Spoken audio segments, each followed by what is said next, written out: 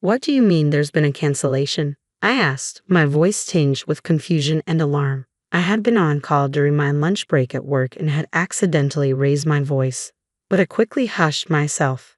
I hadn't initiated any cancellation. Why was this happening? My mind went completely blank.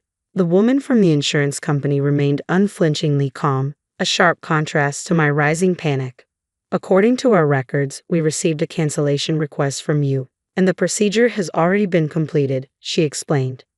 I had signed up for a savings-type life insurance policy at the insistence of my sister-in-law, Emily. She was an insurance agent and had pressured me into choosing a plan that was more expensive than the market average because she was under tight quotas. I'm Sophia, a 40-year-old office worker living in an apartment with my husband and daughter. Today has been a whirlwind from the moment it began. As soon as Kevin woke up, he announced he had an overnight business trip and started packing. Meanwhile, my daughter, Madison, was in tears, saying, "I can't find my math textbook." Since Madison is only in the first grade, she needs a lot of help, which makes everything feel more chaotic. I wish Kevin could manage his own things without adding to the mess, asking things like, "Where's my travel bag?" or "Where are my new socks?" This year has been particularly tough with Kevin, and the thought of divorce is weighing heavily on me. Why can't you both get ready the day before? When I voiced my frustration, Madison apologized earnestly. "Sorry, Mom. I'll be more careful next time." I reassured her, saying, "It's okay. I should have checked with you yesterday. My bad." But with Kevin, it's a different story. Madison is still young. If you had prepared everything in advance, this chaos could have been avoided. Plus, you should have been thoughtful enough to buy new socks for your trip. His cutting remarks really got under my skin. I had no idea about your business trip schedule. Aren't the socks I washed and put in the drawer good enough? I prefer new socks for my trips, he said. I found his preference odd but kept my thoughts to myself. His overnight business trips are rare, maybe once every few months, but must have been scheduled well in advance, even if he hadn't mentioned it. If he needed new socks, he should either buy them himself or let me know ahead of time. Seeing Madison's tearful face as she pleaded, "Daddy, Mommy, please stop fighting," I turned to her. "Madison, I'm sorry. It's okay. Let's find your textbook together." Kevin quietly went back to packing while I began searching through the backpack with Madison. As I glanced over at him, I noticed he was packing casual clothes that seemed more suited for a weekend than a business trip. This raised a red flag for me. Could this be another affair? My suspicions were heightened. Given his past, he had cheated twice before, the first time right before Madison was born. At that point, I had seriously considered divorce, but Kevin had tearfully apologized and sought intervention from his parents. My mother-in-law begged me, "Please don't divorce my son," while my sister-in-law added, "Please don't abandon my brother." Their pleas made me reconsider my decision. Last year, Kevin cheated again, this time with a girl he met on a dating site, just like before. Kevin is the type to speak his mind bluntly, and his actions are transparently obvious, even if he thinks he's being discreet. His attempts at secrecy are almost laughable from my perspective. When he was caught, he cried and apologized once more. It was pitiful to see him, usually so arrogant, reduced to tears and sniffling. I told him, if there's any more trouble, we're definitely getting a divorce. I had him sign the divorce papers, transfer all our savings into my account, and reluctantly forgave him. But my feelings for him had completely vanished. His selfishness, including his lack of involvement with Madison, is unbearable. I'm considering holding off on the divorce until she's a bit older. In the end, the math textbook was easily found in the backpack, and Madison left cheerfully. I, however, was exhausted from the morning's chaos. With no time to make lunch, I headed to a nearby shop during my break. There, I spotted an ad for the insurance company and remembered that my policy was due to pay out a bonus around this time. Given the high premiums I pay every month, I rely on these small rewards to keep me motivated. I started thinking about what I could buy with the bonus, maybe some new autumn clothes for Madison. Feeling a bit more upbeat, I stopped at the bank to check my statement. To my surprise, not only was there no bonus deposited, but this month's insurance premium hadn't been deducted either. I was initially just puzzled, but remembering the morning's incident with Kevin, a sinking feeling began to grow. I decided to call the insurance company to find out what was going on. It turned out my sister-in-law was off that day, and another representative handled my call. That's how the cancellation issue came to light. According to her, the cancellation payment had already been processed, but I hadn't seen any money in my account. The representative insisted that all the paperwork was in order and that the insurance company had followed the proper procedures. It seemed like they were subtly implying that it wasn't their fault if someone had canceled without the owner's consent. I made it clear once more, I had no intention of canceling the policy. I'll follow up with Emily and my husband, but please verify this on your end as well. I made my point firmly and ended the call. Before I knew it, my lunch break was nearly over, and I found I had neither the time nor the appetite to eat the lunch I had bought, as other concerns were weighing on me. I informed my boss that I needed to leave early and quickly wrapped up my remaining tasks. Leaving the office ahead of schedule, I immediately called Kevin. If he was genuinely on a business trip and occupied, there was nothing I could do. Sophia, why are you calling? I'm at work, Kevin answered after a few rings, his voice sounding irritated. However, I could hear lively music in the background. It was absurd that he thought he could avoid getting caught. Sorry to bother you, but my life insurance was canceled without my knowledge, and there's no record of any cancellation payment. Do you know anything about this? I'm considering contacting the police as it might be a scam. Calling the police. It was me, Kevin admitted. I had suspected that Kevin and Emily were behind this, so when I hinted at involving the authorities, he quickly confessed, clearly taken aback. Although I had suspected him, my frustration was now boiling over. Oh, so it was you? Where's the cancellation payment, then? I used it to help Mom out, Kevin replied. Help out? Did something happen to your mother that she suddenly needed money? No, she just mentioned she wanted to go on a family trip for once. A trip? I was stunned by his unexpected response. You canceled my life insurance for that? To fund a trip? Was the business trip just a cover? Yeah, I'm the beneficiary, so you can't really complain, right? We're staying at a luxurious hotel. I'm in the lobby right now, and you wouldn't believe the size of the chandelier here. Maybe he thought it was acceptable since he got caught, I thought as Kevin bragged excitedly. What's with this attitude? I have plenty of complaints. Why cancel the insurance without telling me? I've been paying the premiums out of my own salary. You should be able to cover your own trip expenses. It's so annoying, Kevin replied. But it's the money I get if something happened to you, right? So, it's my money? You're healthy and not in any danger, so we can just start paying the premiums again. I was baffled by Kevin's reasoning. But the terms change as you get older and the premiums increase. Do you really not understand that? Well, I'm not the one paying for it, he said. Kevin's careless words gave me a headache. Do your parents know about this? That you canceled my life insurance without telling me? Didn't your father say anything? And Emily is involved in this too, right? You and Emily forged my signature, didn't you? Yeah, Mom and Dad were actually happy about it. They thought it was a good idea. It's your fault for holding on to all our money. I just wanted to enjoy myself for once. It's no big deal. We're on a family trip and everyone's happy. That family includes your parents and Emily, right? Why aren't Madison and I included? Aren't we your family too? Insurance is meant for emergencies, and it's better not to use it. Shouldn't you have discussed this with me first if you wanted to use it for a trip? You would have said no anyway. You and Madison are always together. It's fine for me to spend time with my real family once in a while. Plus, Emily was planning to sign you up for a new life insurance policy, so it's a win-win for you guys. Maybe. I can't believe you're not embarrassed to make excuses like a child, claiming you didn't tell me because you knew I'd object. That's exactly why I didn't tell you. You always get angry. It's so frustrating. If you're going to keep nagging, maybe I should just get a divorce. You wouldn't have agreed anyway, Kevin said, sounding unusually bold, as if being at a tourist spot had given him false courage. Understood, I replied before hanging up the phone. Be prepared. I'm going to make sure Kevin and his family face the consequences. I muttered to myself. My patience had worn thin. Kevin took me for granted, knowing I'd always forgiven him despite my threats of divorce. I used to think my in-laws were decent people. Even though Emily pressured me to an expensive life insurance policy, I believed she wasn't malicious. But decent people don't secretly cancel their daughter-in-law's life insurance and use the money for themselves. Like husband, like family, I'm cutting ties with all of them. I went straight to visit the lawyer, carrying the divorce papers Kevin had filled out as a sort of talisman. I filed for divorce immediately and then picked up Madison from after-school care. On our way home, I gently explained the situation to her. She was initially surprised, but she understood after I took the time to explain everything carefully. When we got home, she asked, "So Daddy isn't coming home anymore?" "He won't be home tonight because he's staying somewhere else. We're getting divorced, so we'll be living apart.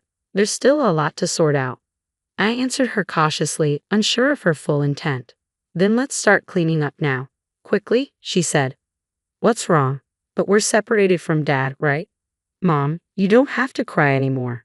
I hate it when Dad makes you upset." "Madison, did you always tell us to stop fighting because you were worried about me being sad?" Of course. I had planned to avoid divorce for Madison's sake, but it seemed she had been holding back her true feelings all along. She intervened in our arguments because she was worried about me. "Daddy never plays with me, even on his days off. When I try to talk to him, he just says, 'Be quiet, go away,' like this morning. He only uses me to say mean things to you. I've been so sad. I love you, Mom." She smiled at me, and her smile warmed my heart. Madison had clearly seen through Kevin's selfishness, recognizing that he prioritized himself over her, and she was fed up with him too.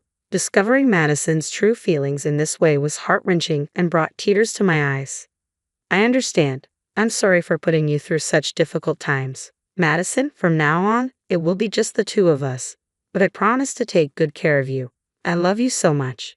Yay! Madison's joy filled me with determination. I vowed never to let her feel sad again. While Madison worked on her homework beside me, I busied myself with tasks like consulting a lawyer and researching real estate agents and moving companies. I then reached out to my parents. When I explained the situation, they responded, "Come back home right away. This way, Madison won't have to change schools." My father also offered to borrow a truck from a friend to help us move our things in the morning.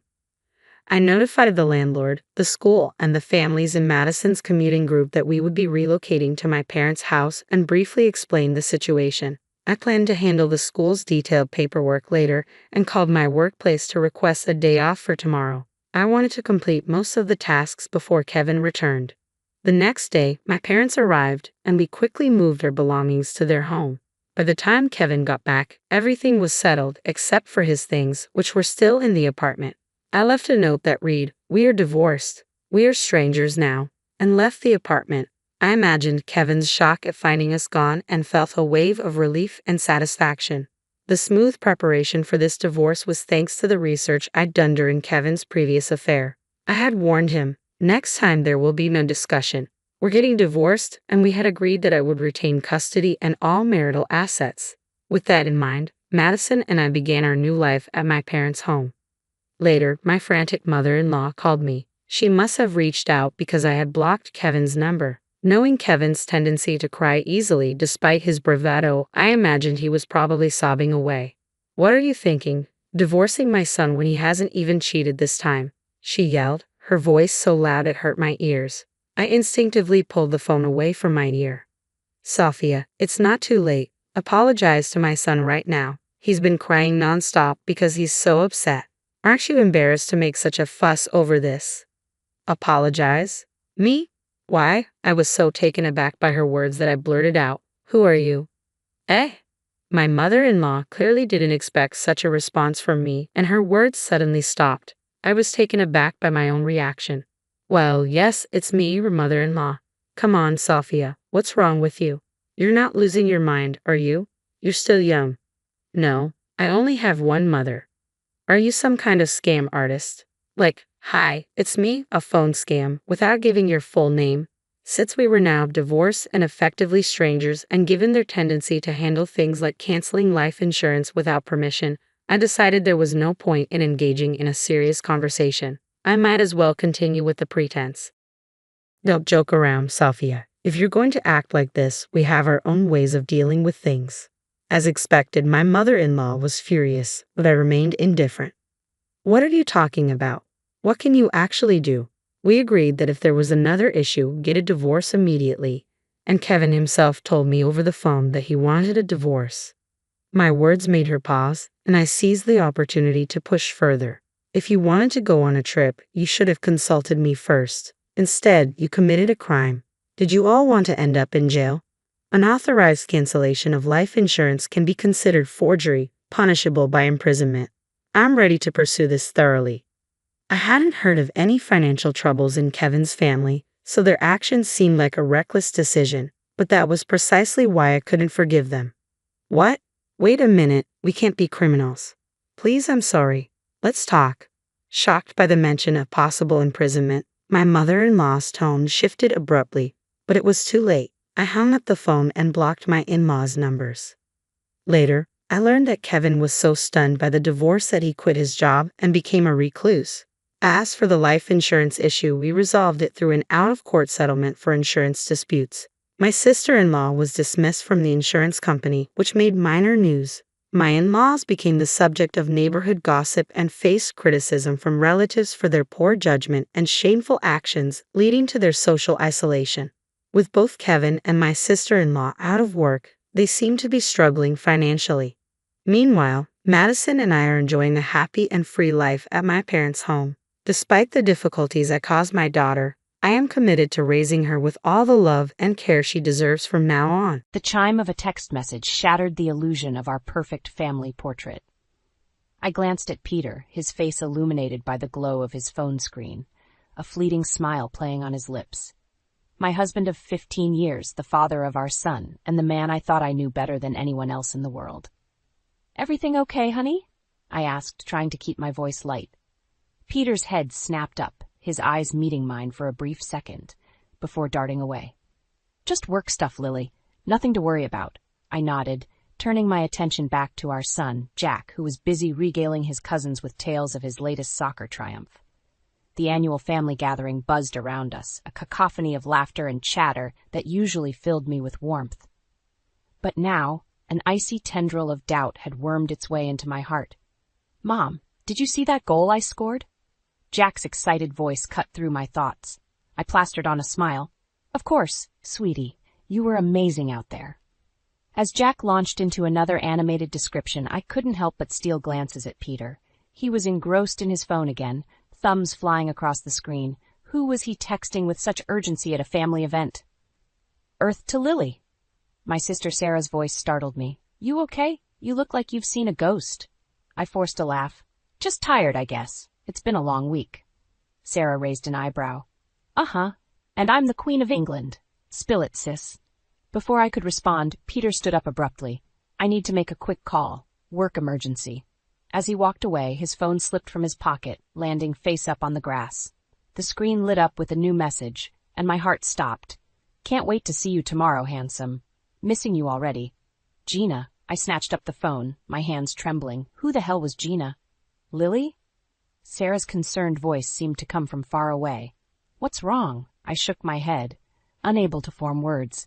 The perfect picture of our life together was crumbling before my eyes, and I didn't know how to stop it. Peter returned, his brow furrowing when he saw his phone in my hand. "Everything okay, hon?" I met his gaze, searching for any sign of guilt or remorse, but all I saw was confusion and a hint of annoyance. "Who's Gina?" The words tumbled out before I could stop them. Peter's face paled for a split second before he recovered. "Oh, she's a new client at work. We have a big presentation tomorrow." "Really?" I held up the phone, my voice trembling. "Because this message doesn't sound very professional to me." The air around us seemed to freeze. I was vaguely aware of Sarah ushering Jack and the other kids away, giving us some privacy. Peter's jaw clenched. "Lily, can we not do this here? Let's talk about this at home." I laughed bitterly. "Talk about what, Peter? How you're cheating on me? How our entire marriage is a lie?" "Keep your voice down," he hissed, glancing around nervously. "You're making a scene." "I'm making a scene?" I couldn't believe what I was hearing. "You're the one who's been sneaking around behind my back." Peter grabbed my arm, pulling me away from the curious glances of our family members. "Lily, please. I can explain everything. Just not here. Not now." I yanked my arm free, tears stinging my eyes. "Fine. But don't think for a second that this conversation is over." As I walked away, my mind reeling from the shock of discovery, I caught sight of Jack watching us with wide, worried eyes. In that moment, I knew that whatever happened next, I had to be strong. For him, for myself, and for the life I thought we had. The perfect picture was shattered, but I was determined to pick up the pieces and create something new, with or without Peter. The days following the family gathering blurred together in a haze of suspicion and doubt. I found myself scrutinizing Peter's every move, searching for clues I might have missed before. But he carried on as if nothing had changed, his easy smile and casual affection a stark contrast to the turmoil churning inside me. One morning, as I packed Jack's lunch for school, Peter breezed into the kitchen, adjusting his tie. "I might be late tonight," he said, grabbing a piece of toast. "Big presentation with a new client." I froze, the peanut butter knife hovering over the bread. "Is it Gina?" The name felt like poison on my tongue. Peter's eyes flickered with something, guilt, annoyance, before he laughed it off. "No, not Gina, different client. Why do you ask?" I shrugged, trying to keep my voice steady. "Just curious." He kissed my cheek, the familiar scent of his cologne now tinged with deceit. "Don't wait up, okay?" As soon as the front door closed behind him, I slumped against the counter, fighting back tears. How had we come to this? When had the man I loved become a stranger? "Mom?" Jack's voice startled me. "Are you okay?" I plastered on a smile, determined not to let my son see my pain. "Of course, sweetie. Just tired. Ready for school?" As we drove to Jack's school, I tried to focus on his chatter about his upcoming science project, but my mind kept drifting back to Peter and his secrets. "Oh, Mom!" Jack exclaimed suddenly. "I forgot to tell you. Dad's work partner came over yesterday when you were at the grocery store." My hands tightened on the steering wheel. "Work partner?" Jack nodded enthusiastically. "Yeah, her name's Gina. She's really nice. She helped me with my math homework." The world tilted on its axis. Gina had been in our house? With my son?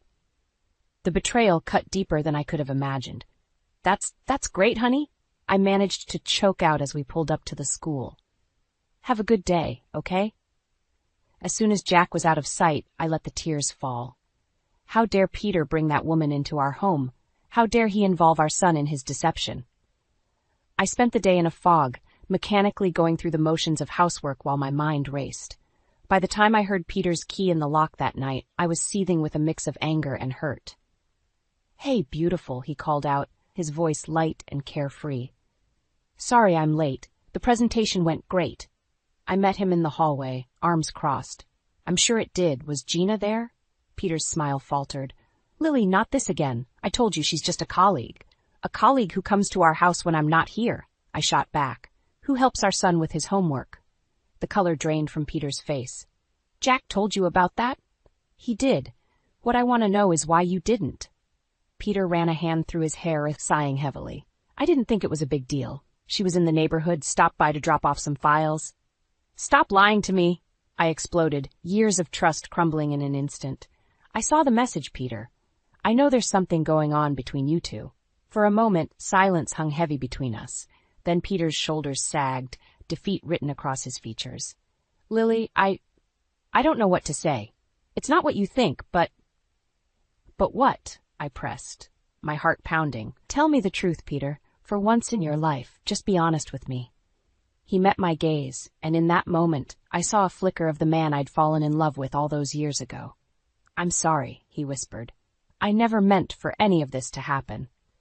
As the weight of his unspoken confession settled over us, I realized that our perfect life had been built on a foundation of sand. And now, as the tide of truth rushed in, everything we'd known was about to be washed away. The clock on the nightstand glowed an accusatory 2:37 a.m. as I lay wide awake, Peter's soft snores a mocking reminder of his apparent peace of mind. I couldn't take it anymore. I sat up abruptly, flicking on the bedside lamp. "Peter, wake up, we need to talk." He stirred, blinking in confusion. "Lily, what's wrong?" "What's wrong?" I laughed bitterly. "Everything's wrong, Peter, and we're going to hash this out right now." Fully awake now, Peter propped himself up against the headboard. "Okay, let's talk." I took a deep breath, steeling myself. "Are you having an affair with Gina?" "No." The denial came quickly, almost rehearsed. "I told you she's just a colleague." "A colleague who sends you flirty messages? Who comes to our house when I'm not here?" Peter ran a hand through his hair, sighing heavily. "It's complicated."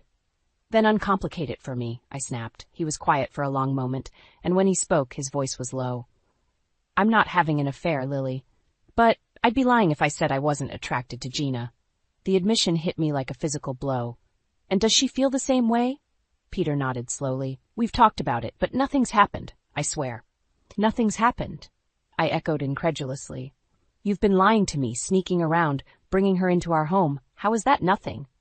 I know it looks bad, Peter pleaded, but I never meant for any of this to happen. Gina and I, we just connected, in a way I haven't felt in a long time. His words cut deep, each one a knife to my heart.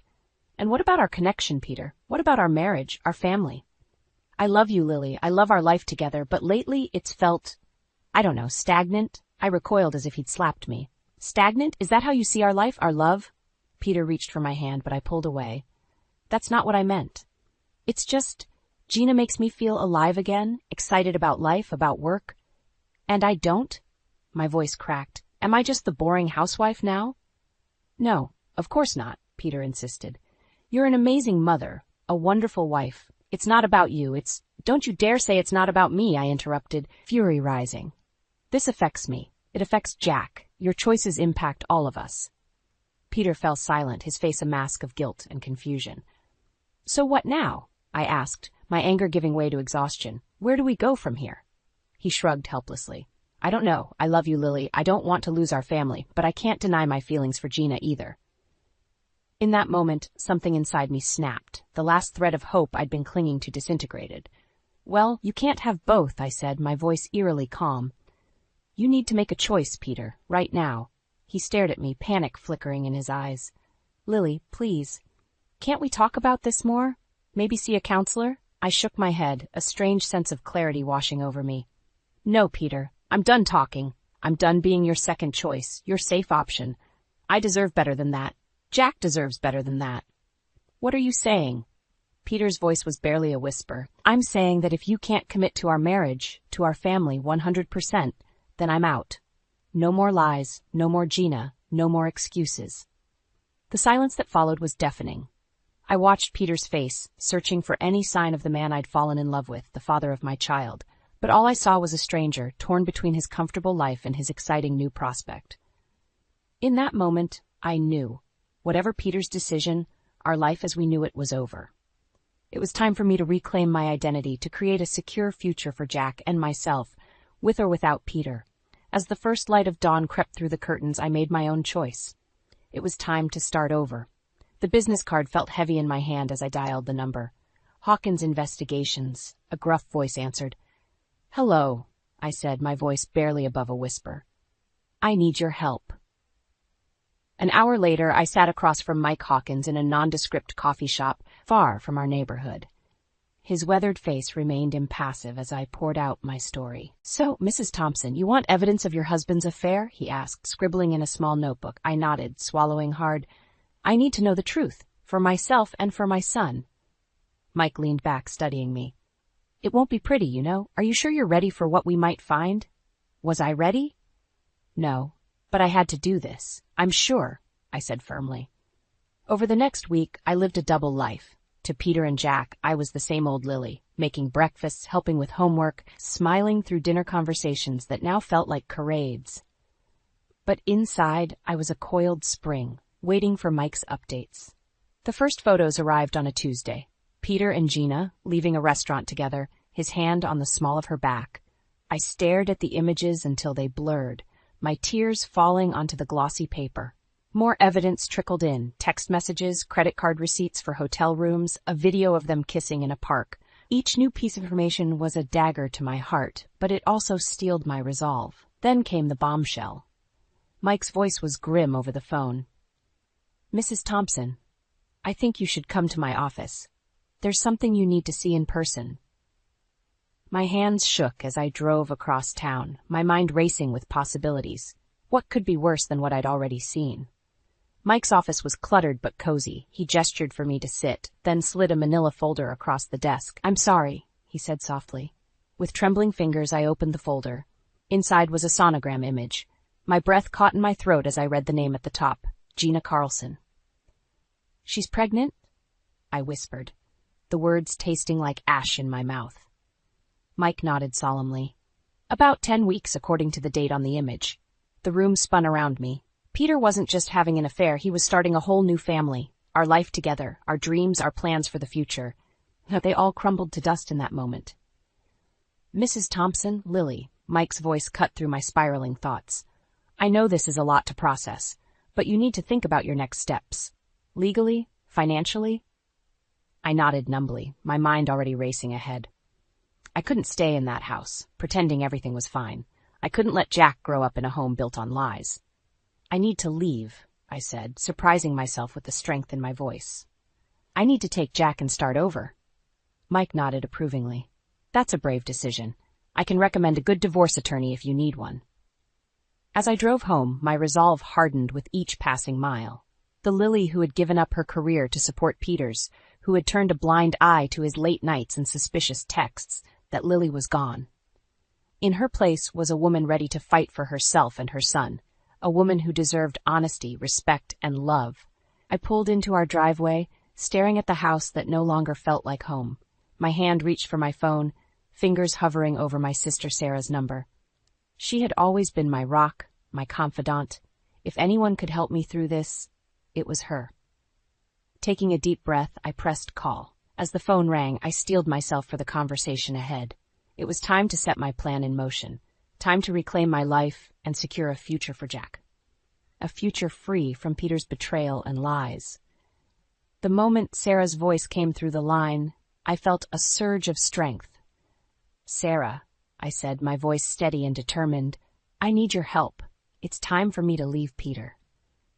The suitcases stood like sentinels by the door, packed with the remnants of my shattered life. Peter's business trip couldn't have come at a better time. 3 days to pack up our lives to disappear before he could sweet-talk me into staying. Mom, why can't I tell Dad where we're going? Jack asked, his young face creased with worry. I knelt beside him, my heart breaking. Sweetie, remember what we talked about? Sometimes grown-ups need time apart to figure things out. We're going on a little adventure, just you and me. Jack nodded, but I could see the confusion in his eyes. I hated lying to him, but how could I explain that his father had betrayed us both?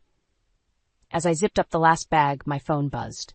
Sarah's text read, "Everything's ready at my place. You sure about this?" I typed back a quick yes before turning to Jack. "Ready for our adventure, buddy?" We loaded the car in silence, each piece of luggage feeling heavier than the last. As I locked the front door, memories flooded through me. First date kisses on the porch, bringing Jack home from the hospital, countless family dinners and movie nights. How had it all gone so wrong? Back inside, I placed the letter I'd written to Peter on the kitchen counter. My hands shook as I read it one last time. Peter, by the time you read this, Jack and I will be gone. I know about Gina. I know about the baby. I can't live with your lies anymore. I've initiated divorce proceedings. My lawyer will be in touch. Goodbye, Lily. Short, simple, devastating, just like our marriage had become.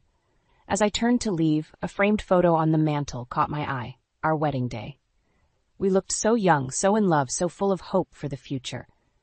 Impulsively, I grabbed it, shoving it into my purse, a reminder of what we'd lost, or perhaps of the strength I'd need to find again. The drive to Sarah's was tense, Jack unusually quiet in the back seat. I kept glancing in the rearview mirror, half expecting to see Peter's car racing after us, but the roads remained clear, our escape undetected.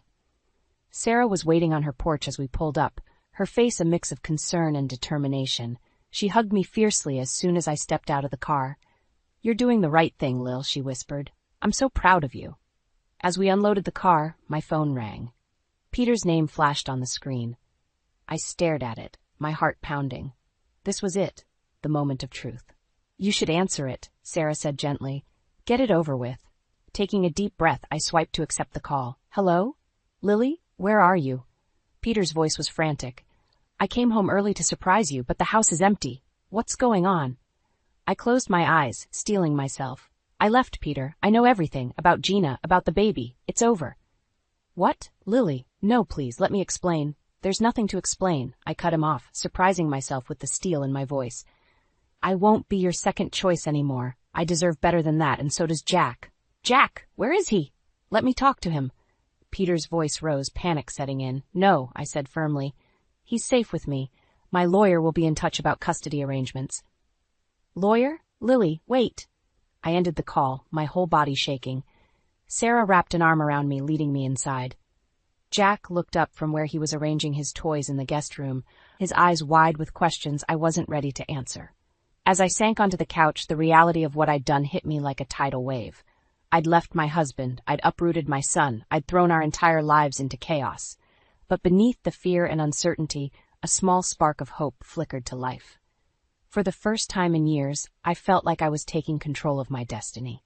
No more lies, no more pretending. This was my new dawn, and despite the pain, I was ready to embrace it. Sarah pressed a mug of tea into my hands. "What now?" she asked softly. I took a sip, letting the warmth spread through me.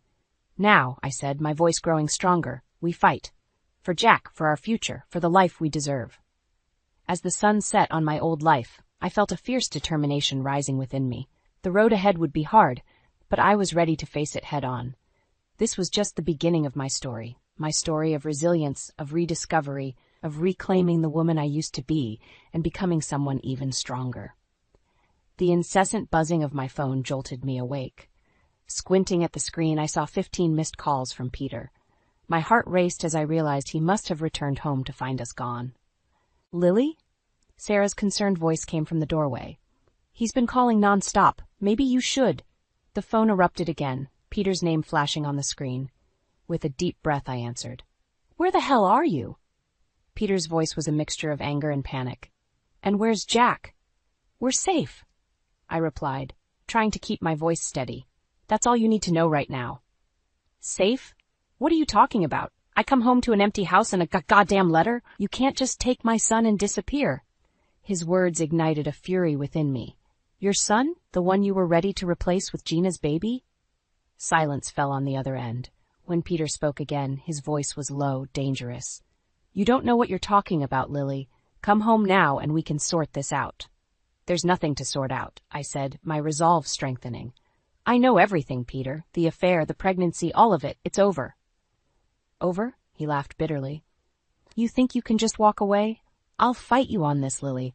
I'll take you to court. You'll what?" I interrupted, my voice rising. "Tell them how you betrayed your family, how you lied and cheated. Go ahead, Peter. I have all the evidence I need." Another pause. When he spoke again, his tone had changed. "Evidence? What are you talking about?" I felt a grim satisfaction. "Oh, I've been busy while you were playing house with Gina. Every hotel receipt, every text message, every photo.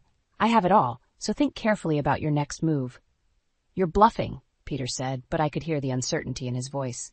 "Am I? Want to risk it?" I challenged. "I'm done being your doormat, Peter. I'm done pretending everything's fine while you destroy our family. It's time you face the consequences of your actions." "Consequences?" Peter's voice turned cold. "You want to talk about consequences? Fine, I'll see you in court, Lily. And when I'm done, you'll have nothing. No house, no money, and sure as hell no Jack." The threat sent a chill down my spine, but I refused to let him hear my fear. "Bring it on, Peter. I'm not afraid of you anymore." I ended the call, my hands shaking. Sarah rushed to my side, wrapping me in a hug. "You did great, Lil. Don't let him intimidate you." But as the adrenaline faded, doubt crept in.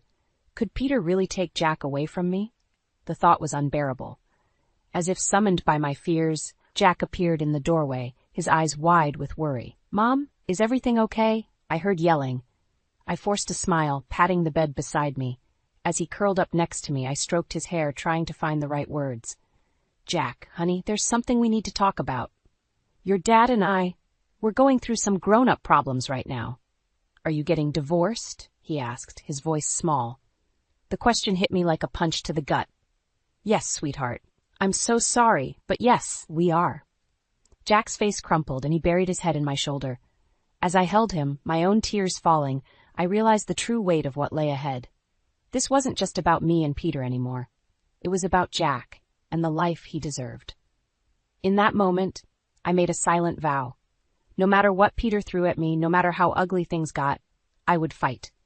For Jack, for our future, for the chance to rebuild our lives free from lies and betrayal.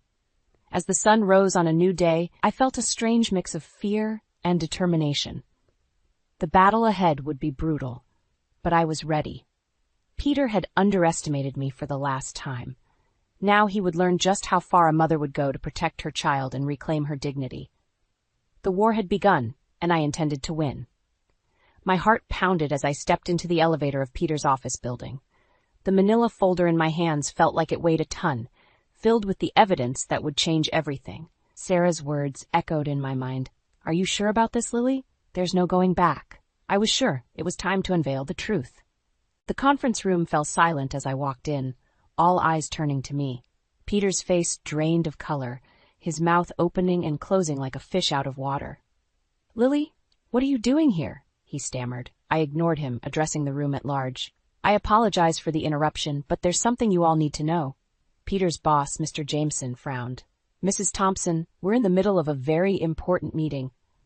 "I'm aware," I cut in, my voice steadier than I felt. "But I promise, this is relevant to your company's future." I opened the folder, spreading out photos, receipts, and printed text messages across the conference table.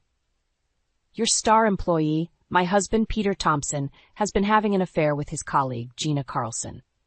Gasps filled the room. Peter leapt to his feet. "Lily, stop this right now." But I was unstoppable. Not only that, but he's been using company resources to fund their rendezvous, hotel rooms, expensive dinners, all on the company dime. Mr. Jameson's face turned thunderous. "Is this true, Thompson?" Peter's eyes darted around the room, panic setting in. "It's not. I can explain." Just then the door burst open. Gina stood there, her face pale, one hand resting on her slightly swollen belly. I'm so sorry," she sobbed. "I can't do this anymore." The room erupted into chaos. Peter lunged towards Gina, his face contorted with rage. "You promised you wouldn't say anything." I stepped between them, my voice ringing out. "That's enough, Peter. It's over." "All of it." Mr. Jameson's voice cut through the din. "Everyone out, except you, Thompson, and you, Mrs. Thompson. We need to talk." As the room cleared, leaving just the three of us, I felt a strange calm settle over me. This was it, the moment of truth. Mr. Jameson's eyes were cold as he addressed Peter. "I've known you for years, Thompson. I trusted you, and this is how you repay that trust?" Peter's shoulders slumped. "Sir, I can explain." "Save it," Mr. Jameson snapped. "You're fired. Clear out your desk by the end of the day." As Peter stumbled out of the room, Mr. Jameson turned to me. "Mrs. Thompson, I'm deeply sorry for what you've been through. Is there anything we can do to help?" I took a deep breath. "Actually, yes. I used to manage a restaurant before I gave it up to support Peter's career. I'd like to get back into the workforce, but I'll need references." Mr. Jameson nodded, a hint of admiration in his eyes. "Consider it done. And Mrs. Thompson, you're a formidable woman. Your husband was a fool to underestimate you." As I left the building, my phone buzzed with a text from Peter. "You've ruined everything. I hope you're happy." For a moment, doubt crept in. Had I gone too far? But then I remembered Jack's tearful face, the years of lies and betrayal, and my resolve hardened. I typed back, "This isn't about happiness, Peter. It's about justice. For me, for Jack, and for the life you threw away." As I drove to pick up Jack from school, I felt a weight lift from my shoulders. The road ahead would be tough, but for the first time in years, I felt truly free. The war wasn't over. I knew Peter wouldn't go down without a fight, but I had found my strength, my voice, and I was ready for whatever came next. As I pulled up to the school, I saw Jack's face light up when he spotted me. In that moment, I knew that no matter what challenges lay ahead, we would face them together. The future was uncertain, but it was ours to shape. The battle was won, but the journey was just beginning. The courtroom fell silent as the judge cleared his throat. My hands trembled in my lap, and I could feel Peter's icy glare from across the aisle. This was it, the moment that would define our futures. "In the matter of Thompson versus Thompson," the judge began, "I've reviewed all evidence and testimonies presented. This court finds in favor of Lily Thompson." A collective gasp rippled through the room. I sat, stunned, as the judge continued. "Mrs. Thompson is granted primary custody of Jack Thompson, with Mr. Thompson allowed supervised visitation. Furthermore, given the evidence of Mr. Thompson's infidelity and misuse of company funds, Mrs. Thompson is entitled to a substantial portion of their shared assets." Relief washed over me like a tidal wave. We'd done it. Jack was safe, and we had a future. As we left the courthouse, Peter caught up to us, his face a mask of fury and defeat. "This isn't over, Lily. You've ruined my life, and I'll make you pay." I stood tall, meeting his gaze. "No, Peter, you ruined your own life. I'm just picking up the pieces for Jack and me." With that, I turned away, Jack's hand firmly in mine. As we walked towards our new life, I felt a weight lift from my shoulders. Months passed, and slowly we found our rhythm. I threw myself back into restaurant management, rediscovering the passion I'd set aside for Peter's career. Jack thrived in his new school, making friends and excelling in his studies. One evening, as we sat on our small apartment's balcony, Jack looked up at me. "Mom, are you happy now?" The question caught me off guard. I thought about the struggles we'd faced, the tears we'd shed, but also the strength we'd found. "You know what, sweetie? I am. Are you?" He nodded, a small smile playing on his lips. "Yeah, I miss Dad sometimes, but I like seeing you smile again." Tears pricked my eyes as I pulled him close. We'd been through hell, but we'd come out stronger. A week later, I received a call from Gina. My heart raced as I answered, unsure what to expect. Lily, her voice was soft, hesitant. I wanted to thank you."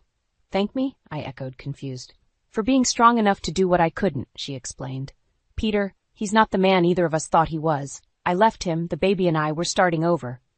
As I hung up, I felt a final piece of the puzzle fall into place. Peter's web of lies had unraveled completely, leaving him alone with the consequences of his actions.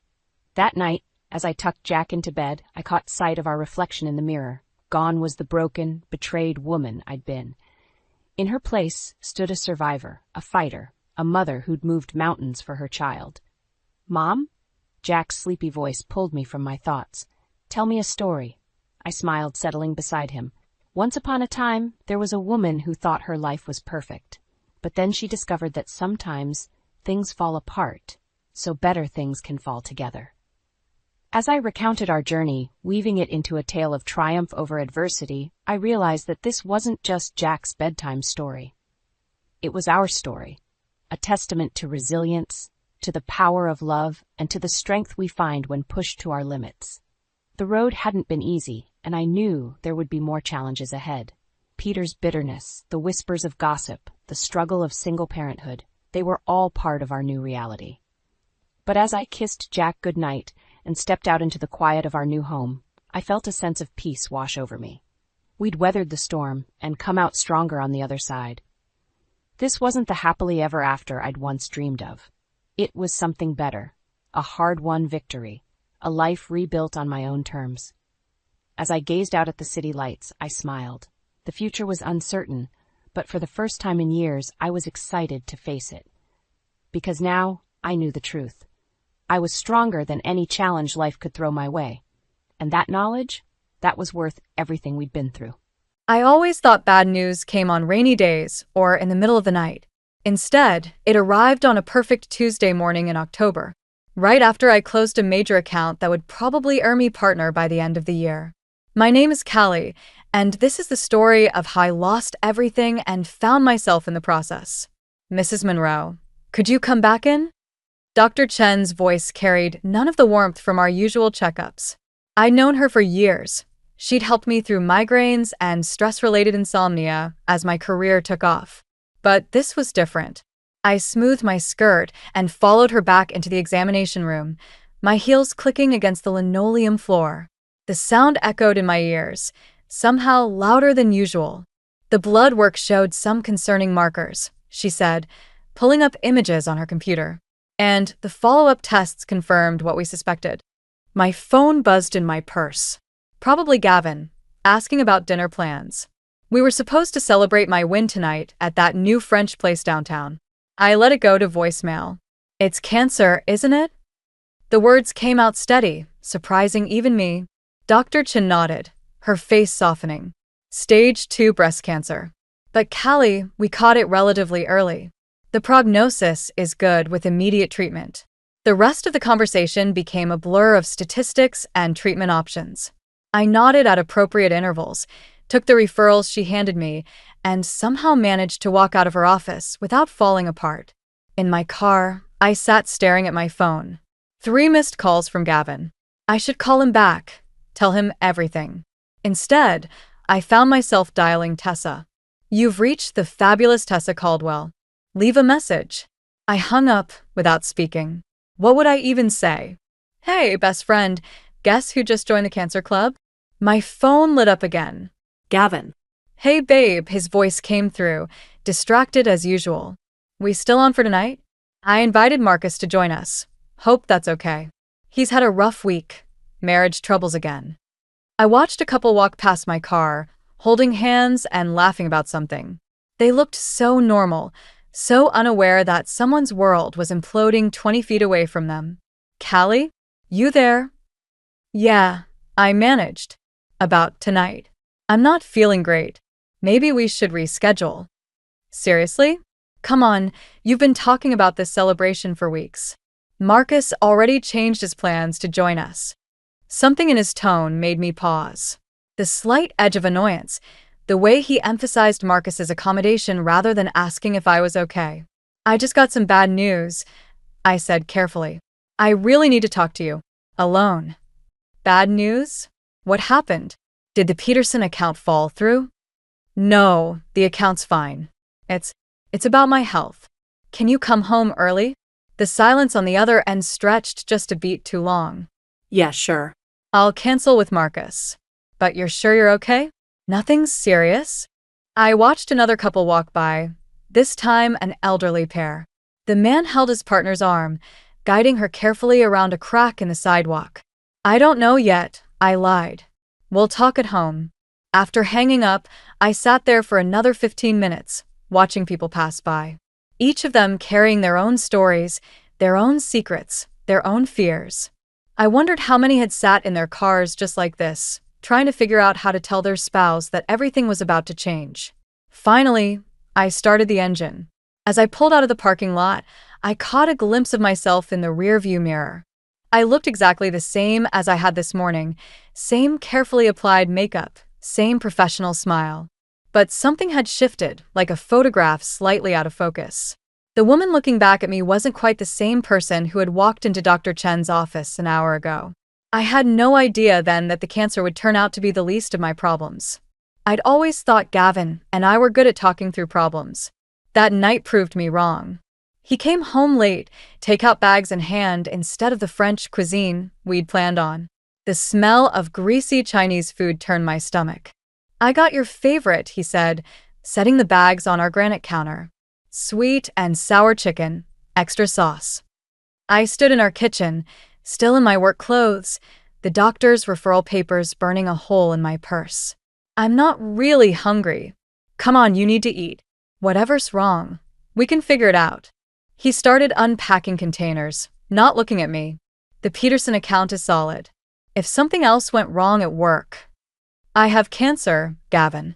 The container of rice slipped from his hands, spilling across the counter. Neither of us moved to clean it up. What? He finally turned to face me.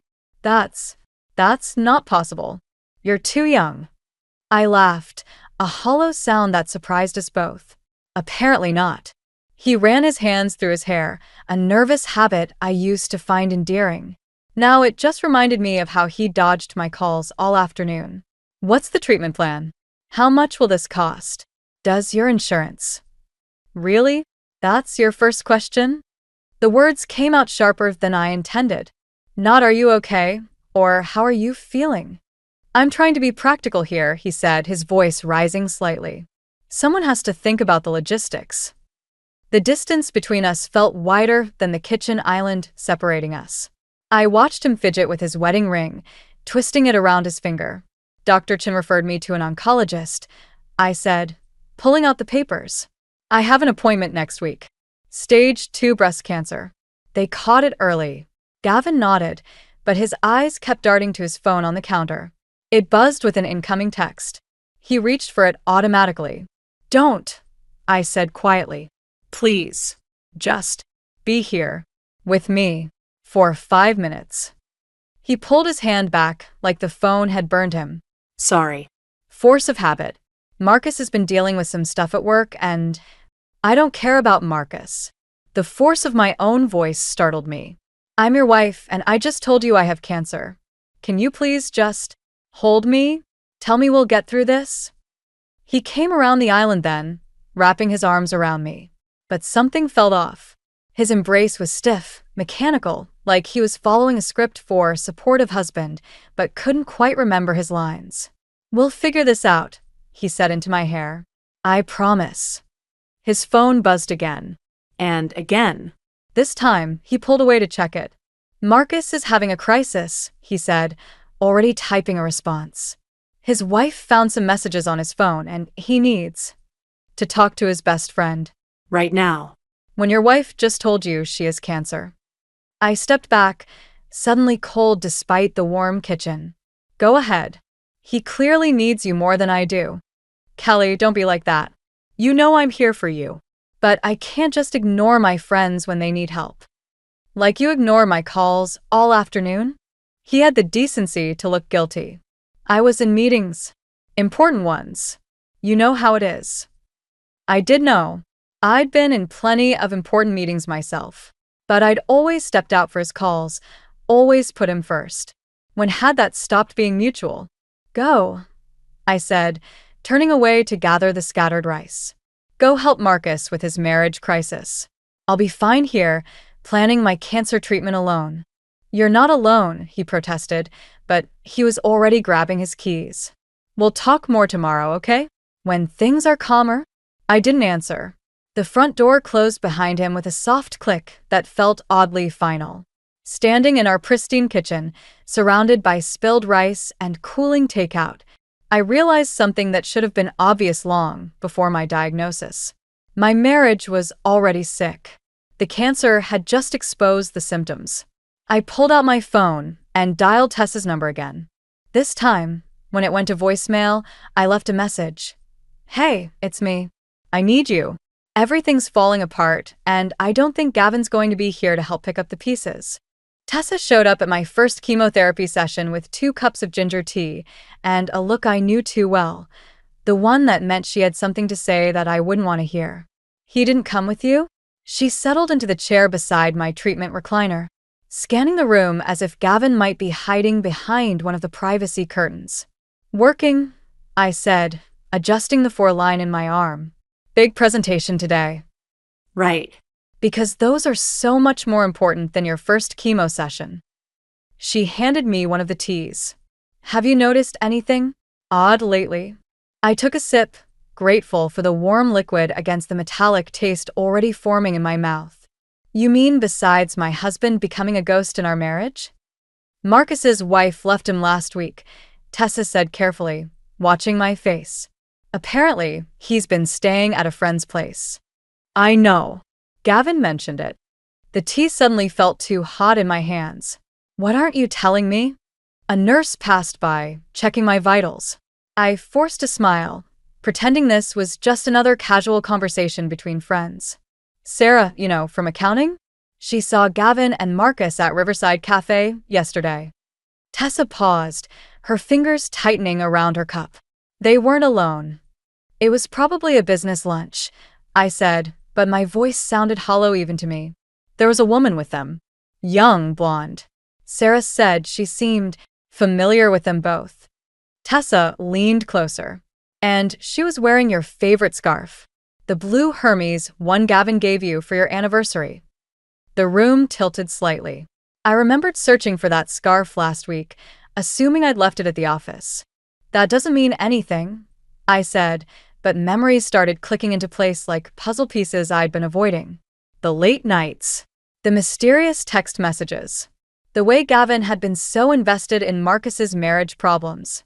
Callie. Tessa's voice softened. You know I wouldn't say this if I wasn't sure. Sarah took pictures. Show me. She pulled out her phone, hesitating. Maybe we should wait until after your treatment. Show me now. The photos were clear despite being taken from a distance. Gavin and Marcus at an outdoor table, laughing with a woman I'd never seen before. She was wearing my scarf. And in the last photo, Gavin's hand rested on hers, their fingers intertwined. I'm going to be sick, I said, and Tessa barely got the basin under my chin in time. The nurse rushed over, assuming it was the chemo, but I knew better. This nausea came from watching my life unravel in 3 simple photographs. Do you want me to call someone? The nurse asked, wiping my face with a cool cloth. Your husband, maybe? I almost laughed. No. No, I don't want my husband. After the nurse left, Tessa took my hand. What are you going to do? I looked around the treatment room. Other patients sat in their recliners, some alone, some with loved ones who actually showed up. An elderly man across the room was reading aloud to his wife, making her laugh despite the chemicals flowing into her veins. "First, I'm going to finish this treatment," I said, straightening in my chair. "Then I'm going to go home and check our bank statements, phone records, everything. And then, my phone buzzed with a text from Gavin. "Sorry I couldn't make it today. Dinner tonight? Marcus wants to introduce us to someone." The audacity of it hit me like a physical blow. He wasn't even trying to hide it anymore. "And then," I said, typing a response with steady fingers, "I'm going to make him wish he'd never given that scarf to anyone else." Tessa squeezed my hand. "Whatever you need, I'm here." "I know." I pressed send on my reply. Can't wait to meet her. The chemicals continued dripping into my veins, but they weren't the most toxic thing in my life anymore. That honor belonged to the realization that while I was fighting for my life, my husband was planning his exit strategy.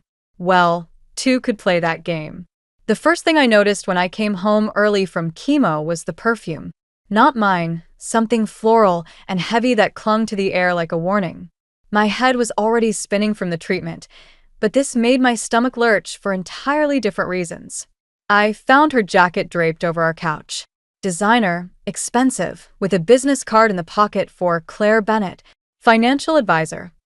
The same name I'd found repeating in our phone records, in credit card statements for restaurants I'd never visited. Moving through our house felt like walking through a crime scene, collecting evidence of my own murder. A wine glass with lipstick on the rim. A pair of heels by the stairs, smaller than mine. A phone charger that wasn't ours plugged into the kitchen outlet. I was taking pictures of everything when I heard Gavin's key in the lock. He wasn't alone. "Just let me grab some files," his voice carried from the entryway. "Then we can head back to the office." "Your house is gorgeous," a woman replied. The realtor wasn't exaggerating. I stepped into the hallway, still holding my phone. Gavin froze.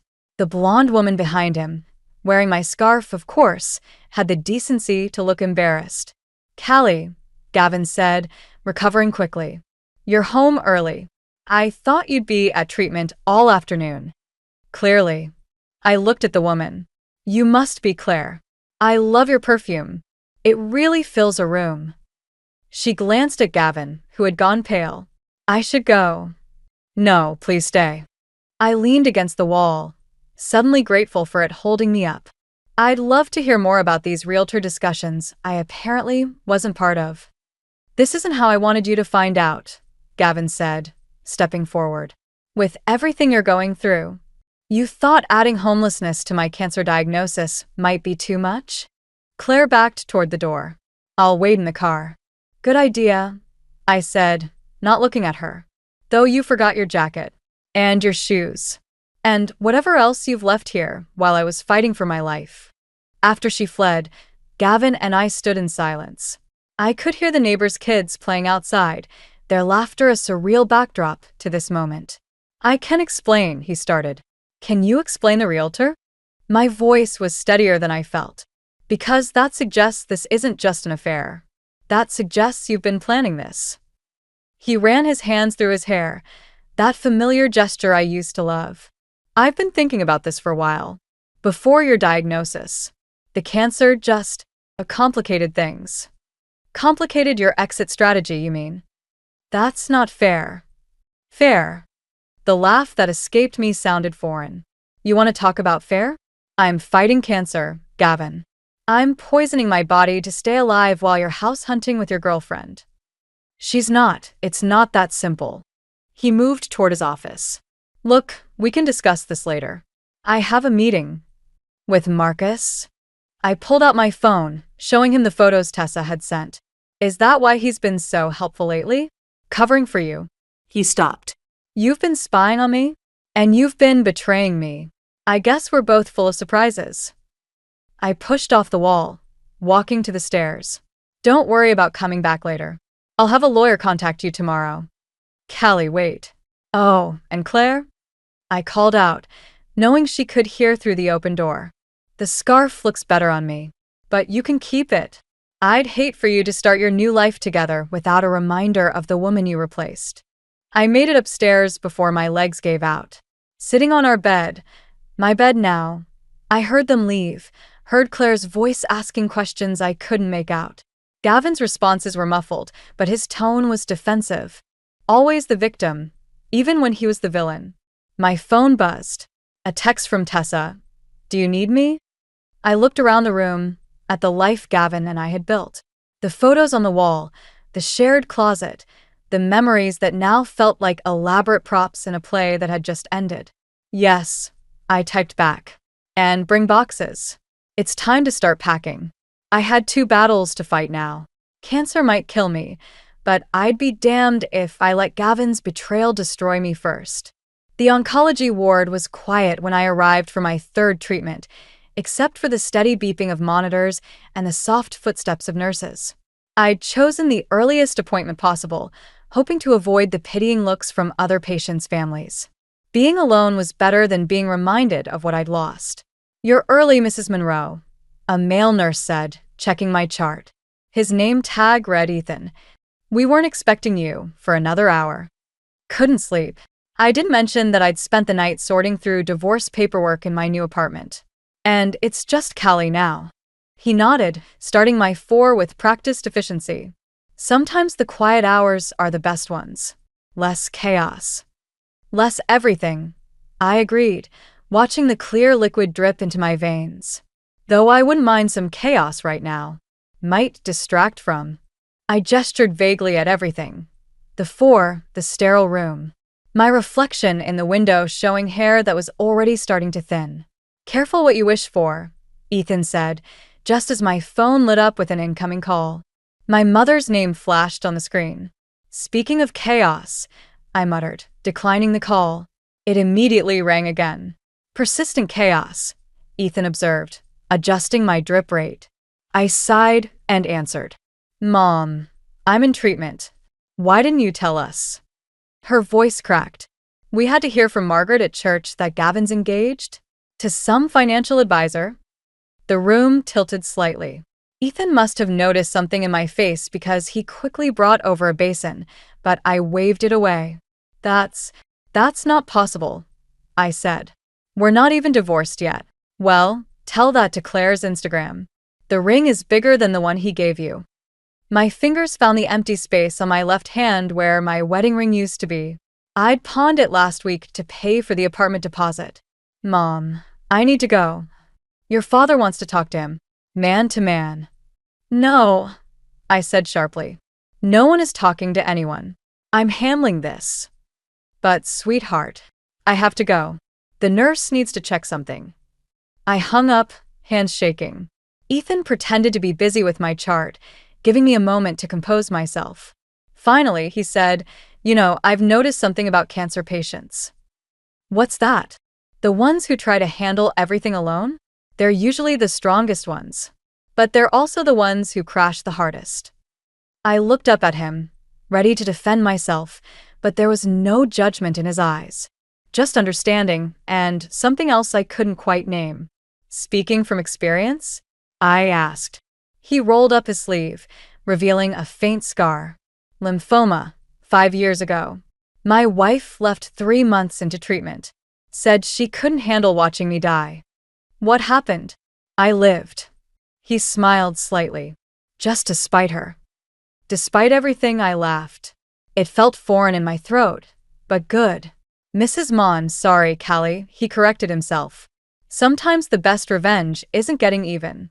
It's getting better. My phone buzzed again, a text this time, from Tessa with a screenshot of Claire's Instagram post. The ring was enormous, ostentatious. Everything I wasn't. Better, I repeated, staring at the image. What if I want both? Ethan checked my 4-1 last time. Then maybe you need a better plan than handling it alone. I looked up at him, really looked at him for the first time. He was younger than I'd initially thought, with kind eyes and steady hands that had probably seen more battles than mine. Got any suggestions? Actually, he said, pulling out a business card, there's a support group that meets here on Thursdays. Not just for cancer patients, For anyone whose life has been blown up and needs help rebuilding. No pressure, but I took the card, turning it over in my hands. On the back, he'd written his personal number. "Just in case you decide chaos is overrated," he said quietly before moving on to his next patient. I watched him go, then looked back at my phone. Claire's perfectly manicured hand sparkled up at me, wearing a ring bought with money that was partially mine. Getting better. Getting even. Maybe I could do both. I had planned on attending Linda and Harold's 40th anniversary party. But when I learned Gavin and Claire would be there, something inside me snapped. Maybe it was the chemo making me reckless, or maybe I was just tired of hiding. My hair had started falling out in clumps that morning. Instead of crying, I'd called my stylist and had her shave it all off. Now, standing in my former in-law's backyard in a dress that hung too loose on my frame, I felt everyone's eyes on my bare head. "You came," Linda whispered, hugging me carefully. "We weren't sure. I wouldn't miss it," I said, watching Gavin's face across the yard as he registered my presence. Claire clutched his arm, her ring catching the afternoon sun. Some things are worth fighting for.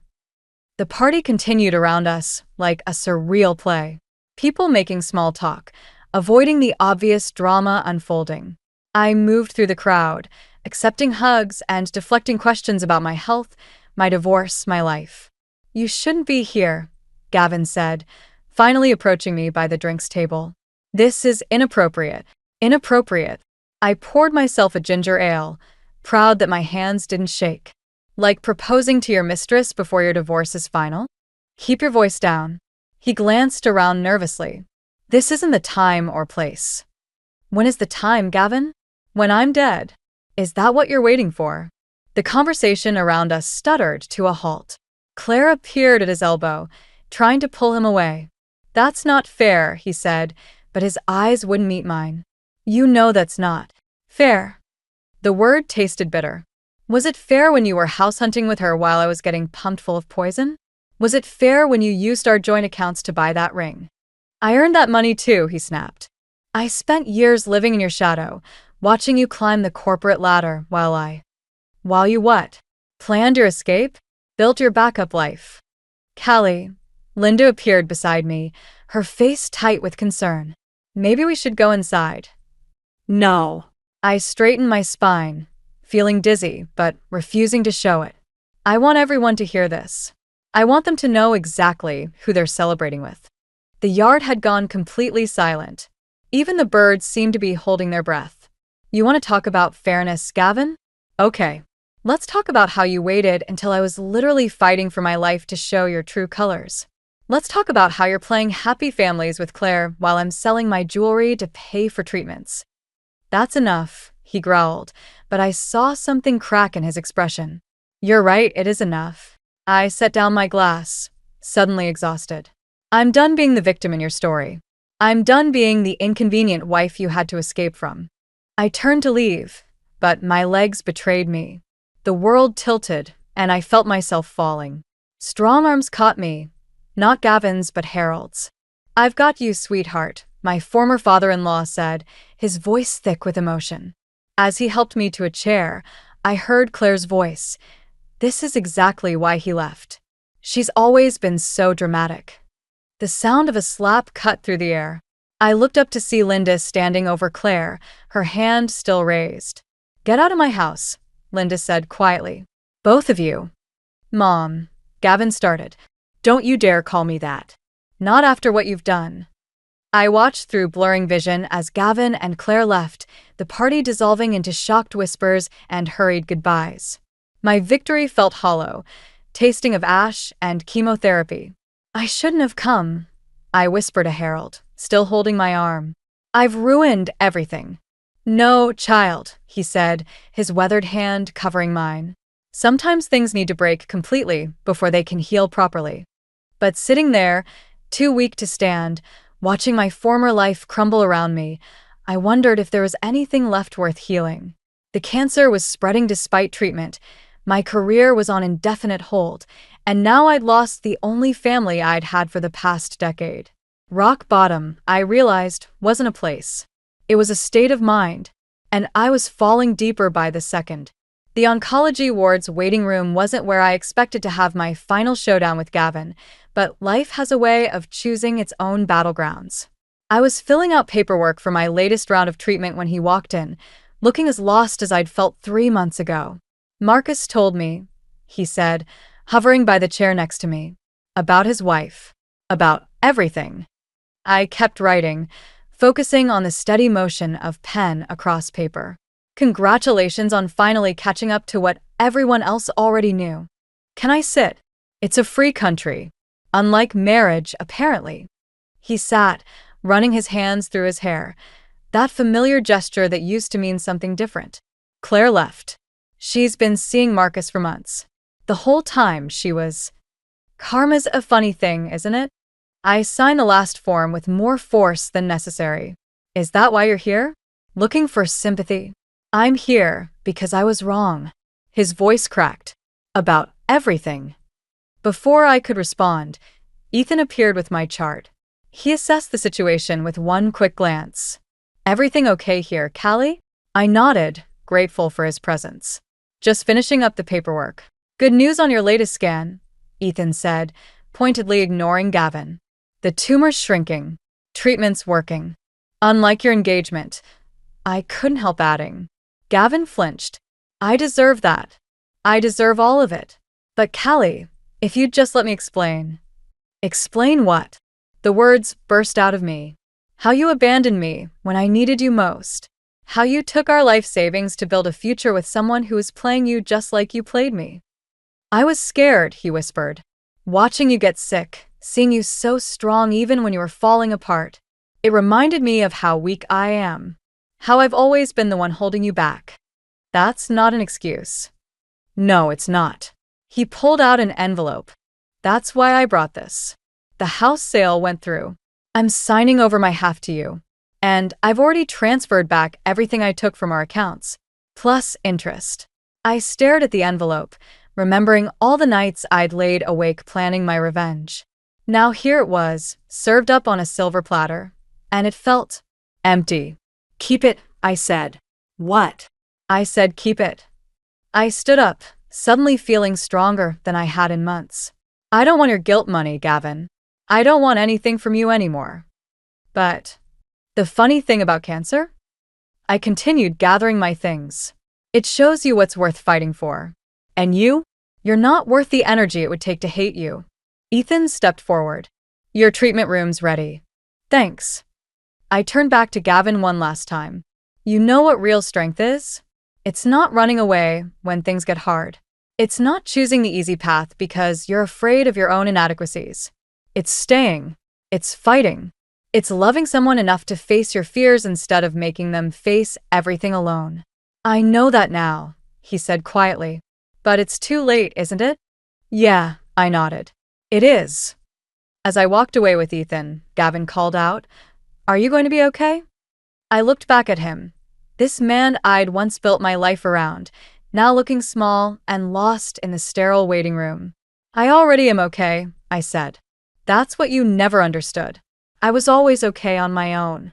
I just chose to be with you. And now I'm choosing something else." Ethan's hand brushed mine as we walked toward the treatment room, a gentle reminder that I wasn't actually alone. That choosing myself didn't mean choosing solitude. "Ready for round 5? He asked. I thought about Gavin sitting in that waiting room, finally understanding what he'd thrown away. About Claire and Marcus, whose karma had caught up with them. About all the nights I'd spent plotting revenge when I could have been focusing on healing. "Yeah," I said, squeezing Ethan's hand.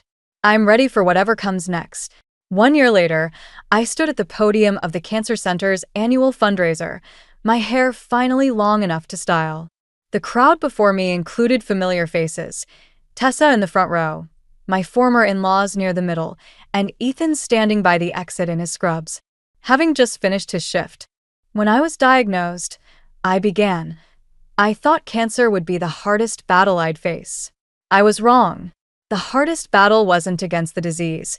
It was against the temptation to let bitterness win. Movement at the back of the room caught my eye. Gavin slipped in quietly, taking a seat in the last row. He looked different, humbler somehow. The local paper had run a story about his work at the community center, helping families navigate medical crises. I hadn't read it, but Linda had mentioned it over coffee last week. Someone once told me that the best revenge is getting better. I continued, catching Ethan's smile. At the time, I thought he meant beating cancer. But now I understand, he meant something else entirely. My phone buzzed in my pocket, probably another message from the board. They'd voted yesterday to make me partner, suggesting I take the position once my final round of treatment finished next month. Getting better isn't just about physical healing. It's about choosing growth over grievance, forgiveness over fury, not for others, but for ourselves. It's about recognizing that sometimes the things that break us apart are actually showing us who we really are. In the audience, Tessa wiped away tears, squeezing her husband's hand. She'd met him at one of my support group meetings, another caregiver learning to rebuild after loss. Their wedding last month had been small, perfect, and completely drama-free. Today, I'm not just celebrating being cancer-free. I'm celebrating being free from the weight of wanting revenge, from the burden of bitterness. And I'm grateful, yes, grateful, for every step of this journey, even the painful ones. Especially the painful ones. After the speech, during the mingling and silent auction, Gavin approached me. He looked nervous, clutching a small gift bag. "You look well," he said. "I am well." I noticed he wasn't wearing his wedding ring anymore. Neither was I. I have something for you." He handed me the bag. I found it while cleaning out my mom's attic. Inside was a faded photograph from our first date, both of us laughing at some forgotten joke, full of hope and possibilities we couldn't yet imagine. "I thought you might want to burn it," he said quietly. "Part of your healing process, or whatever." I studied the photo, remembering that evening. We'd been so young, so certain about everything.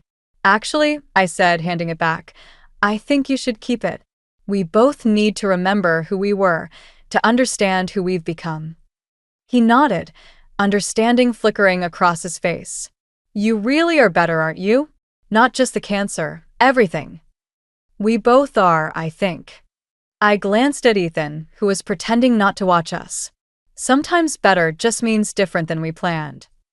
As Gavin walked away, Ethan joined me, his hand finding mine with the easy familiarity we'd developed over countless treatment sessions and coffee dates. "Ready to go home?" he asked. Home. My new apartment, with its view of the park and its walls covered in photos of my chosen family, Tessa and her husband, Linda and Harold, the support group members who'd become friends, and yes, even one small picture of Ethan and me at last month's hospital fundraiser. "Actually," I said, "I want to make one more stop." We drove to my old house, the one Gavin had signed over to me, the one I'd finally decided to sell. The sold sign swayed gently in the evening breeze. "You sure about this?" Ethan asked as I walked to the sign. I pulled out a marker and wrote across the bottom, "To new beginnings." "Yeah," I said, stepping back to admire my handiwork. Some endings aren't really endings at all. They're just the universe's way of making room for something better. Even if better isn't what you originally wanted. I squeezed his hand, thinking of all the unexpected turns that had led me here. Especially then. The shrill ring of my phone pierced through the clatter of dishes and the soft hum of our family dinner conversation. I glanced at the caller ID, frowning at the unfamiliar number. "Excuse me," I said, rising from the table. "I should take this. It might be work." Tom nodded, his mouth full of pot roast. Our daughter Lily barely looked up from her plate, engrossed in pushing her vegetables around with her fork. I stepped into the hallway, pressing the phone to my ear. "Hello, this is Melissa. Is this Melissa Thompson?" A woman's voice, hushed and urgent, came through the line. "Yes, it is. Who's calling? Someone who thinks you deserve to know the truth." The woman paused and I heard her take a shaky breath. "Your husband, Tom? He's having an affair." My stomach dropped and I gripped the phone tighter. "What? Who is this?" "I'm sorry, I can't say more, but if you want proof, check his phone. Look for messages from Amanda. You deserve better, Melissa." The line went dead. I stood there, frozen, my mind reeling.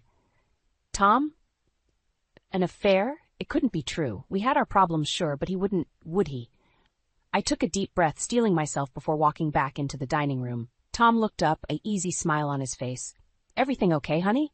I forced a smile. "Just a wrong number." I sat down, my appetite gone. "How was your day at work?" Tom launched into a story about a difficult client, but I barely heard him. My eyes kept drifting to his phone, sitting face down on the table next to his plate. Could I really invade his privacy like that? But if he was cheating... "Mom?" Lily's voice snapped me back to reality. "Can I be excused? I finished my vegetables."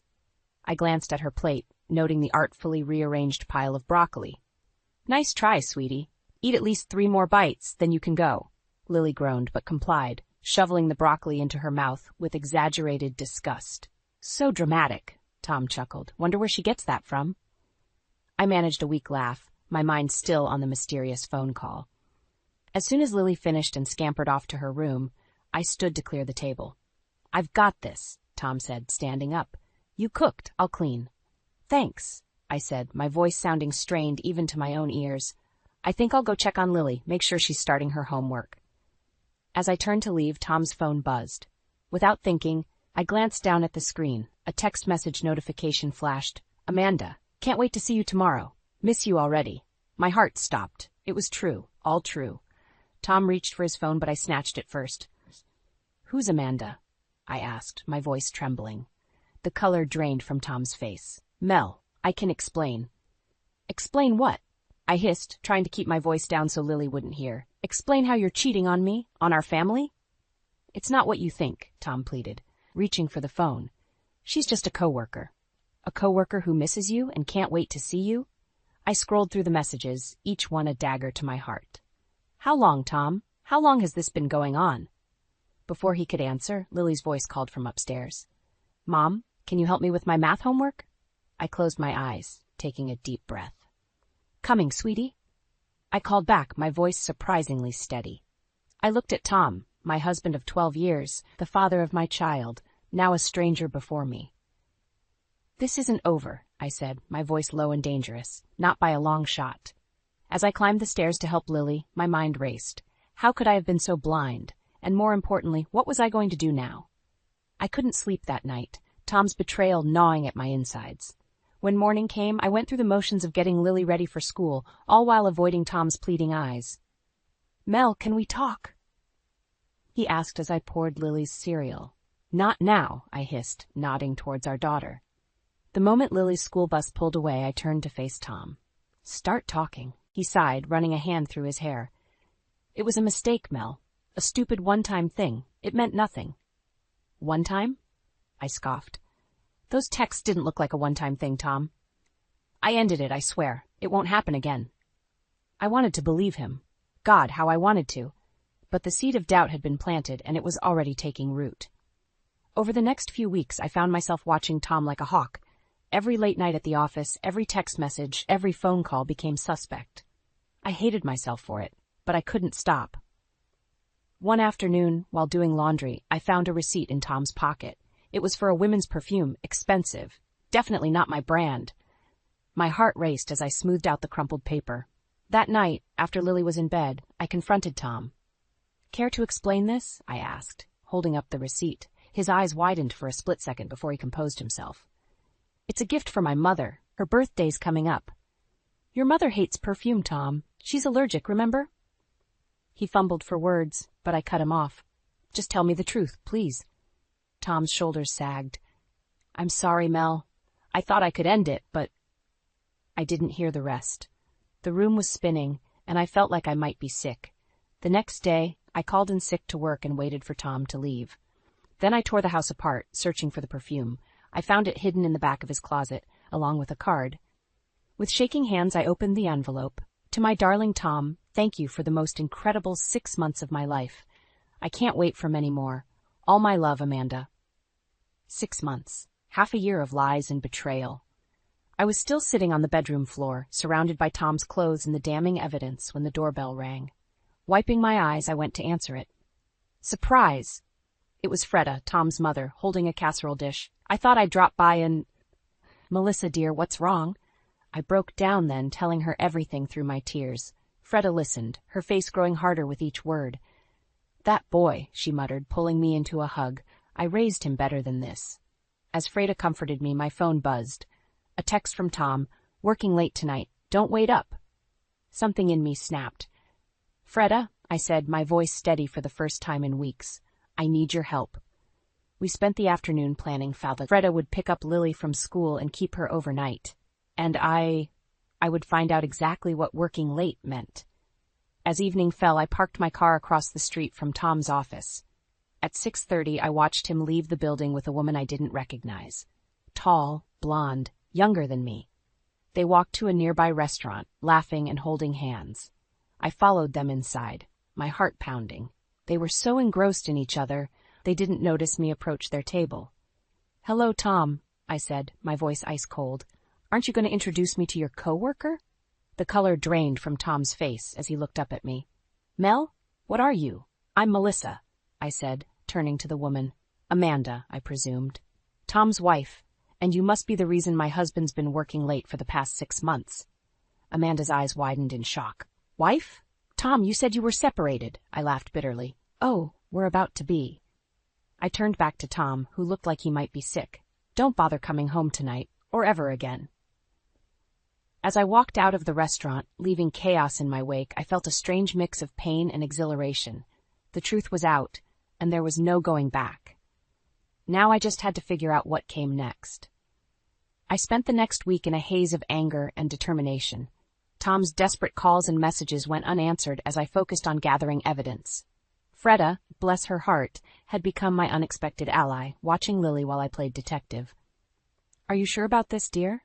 Freda asked one evening as I prepared to tail Tom again. I nodded grimly. "I need to know everything, Freda, for Lily's sake as much as my own."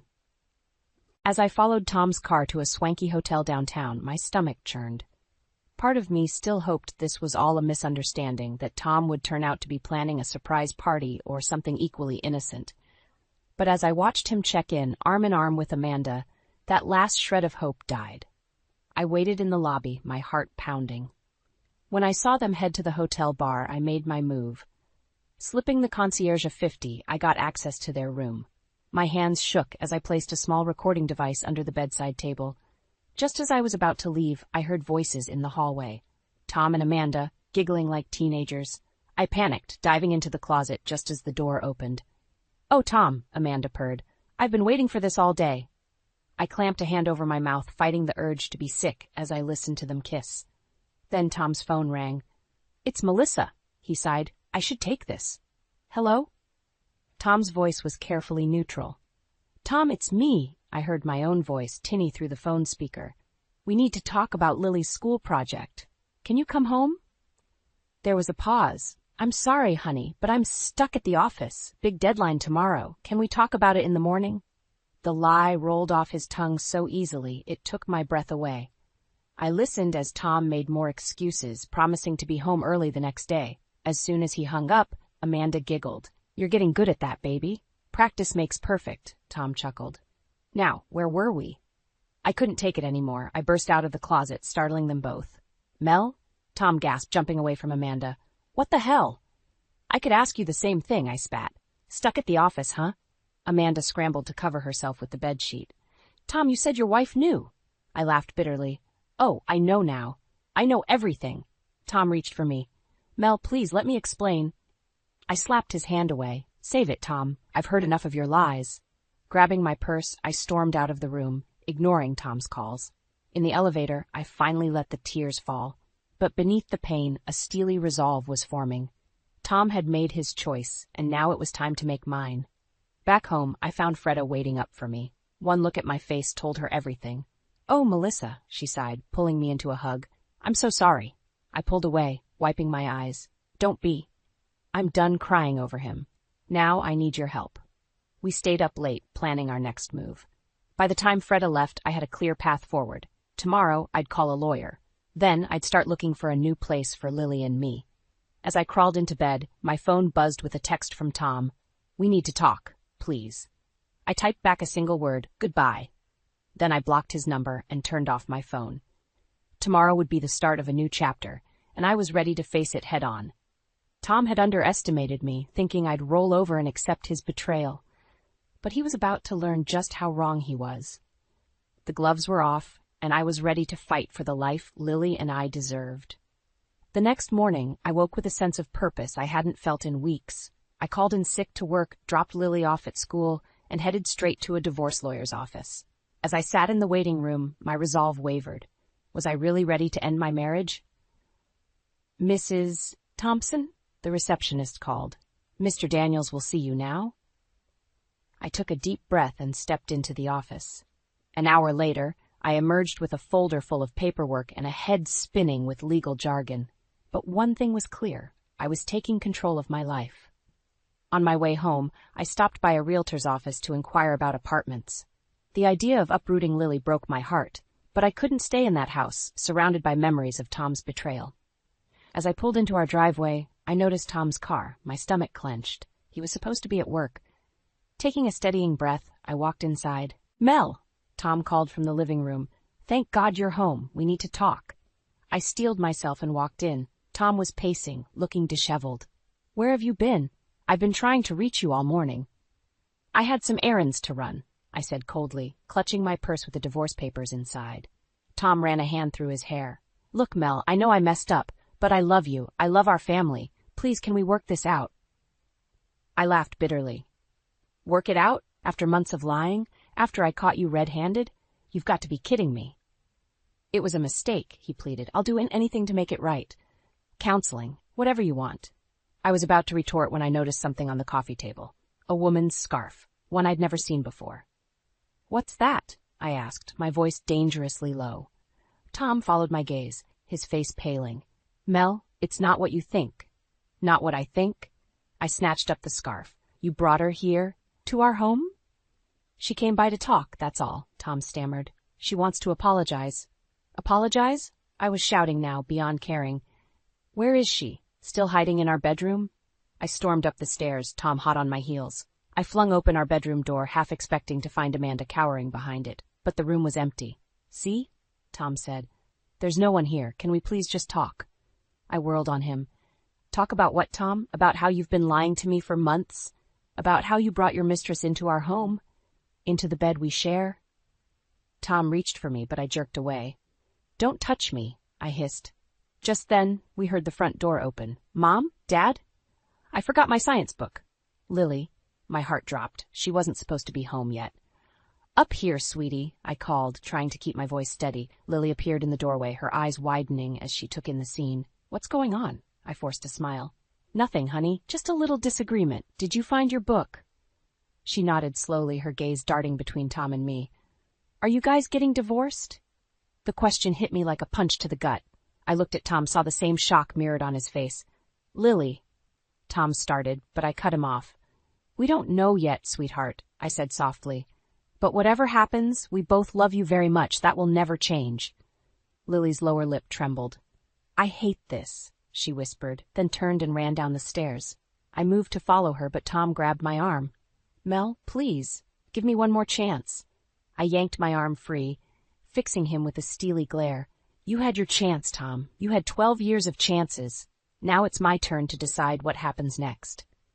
With that, I walked out of the bedroom, leaving Tom standing there. As I descended the stairs, I knew I had a choice to make.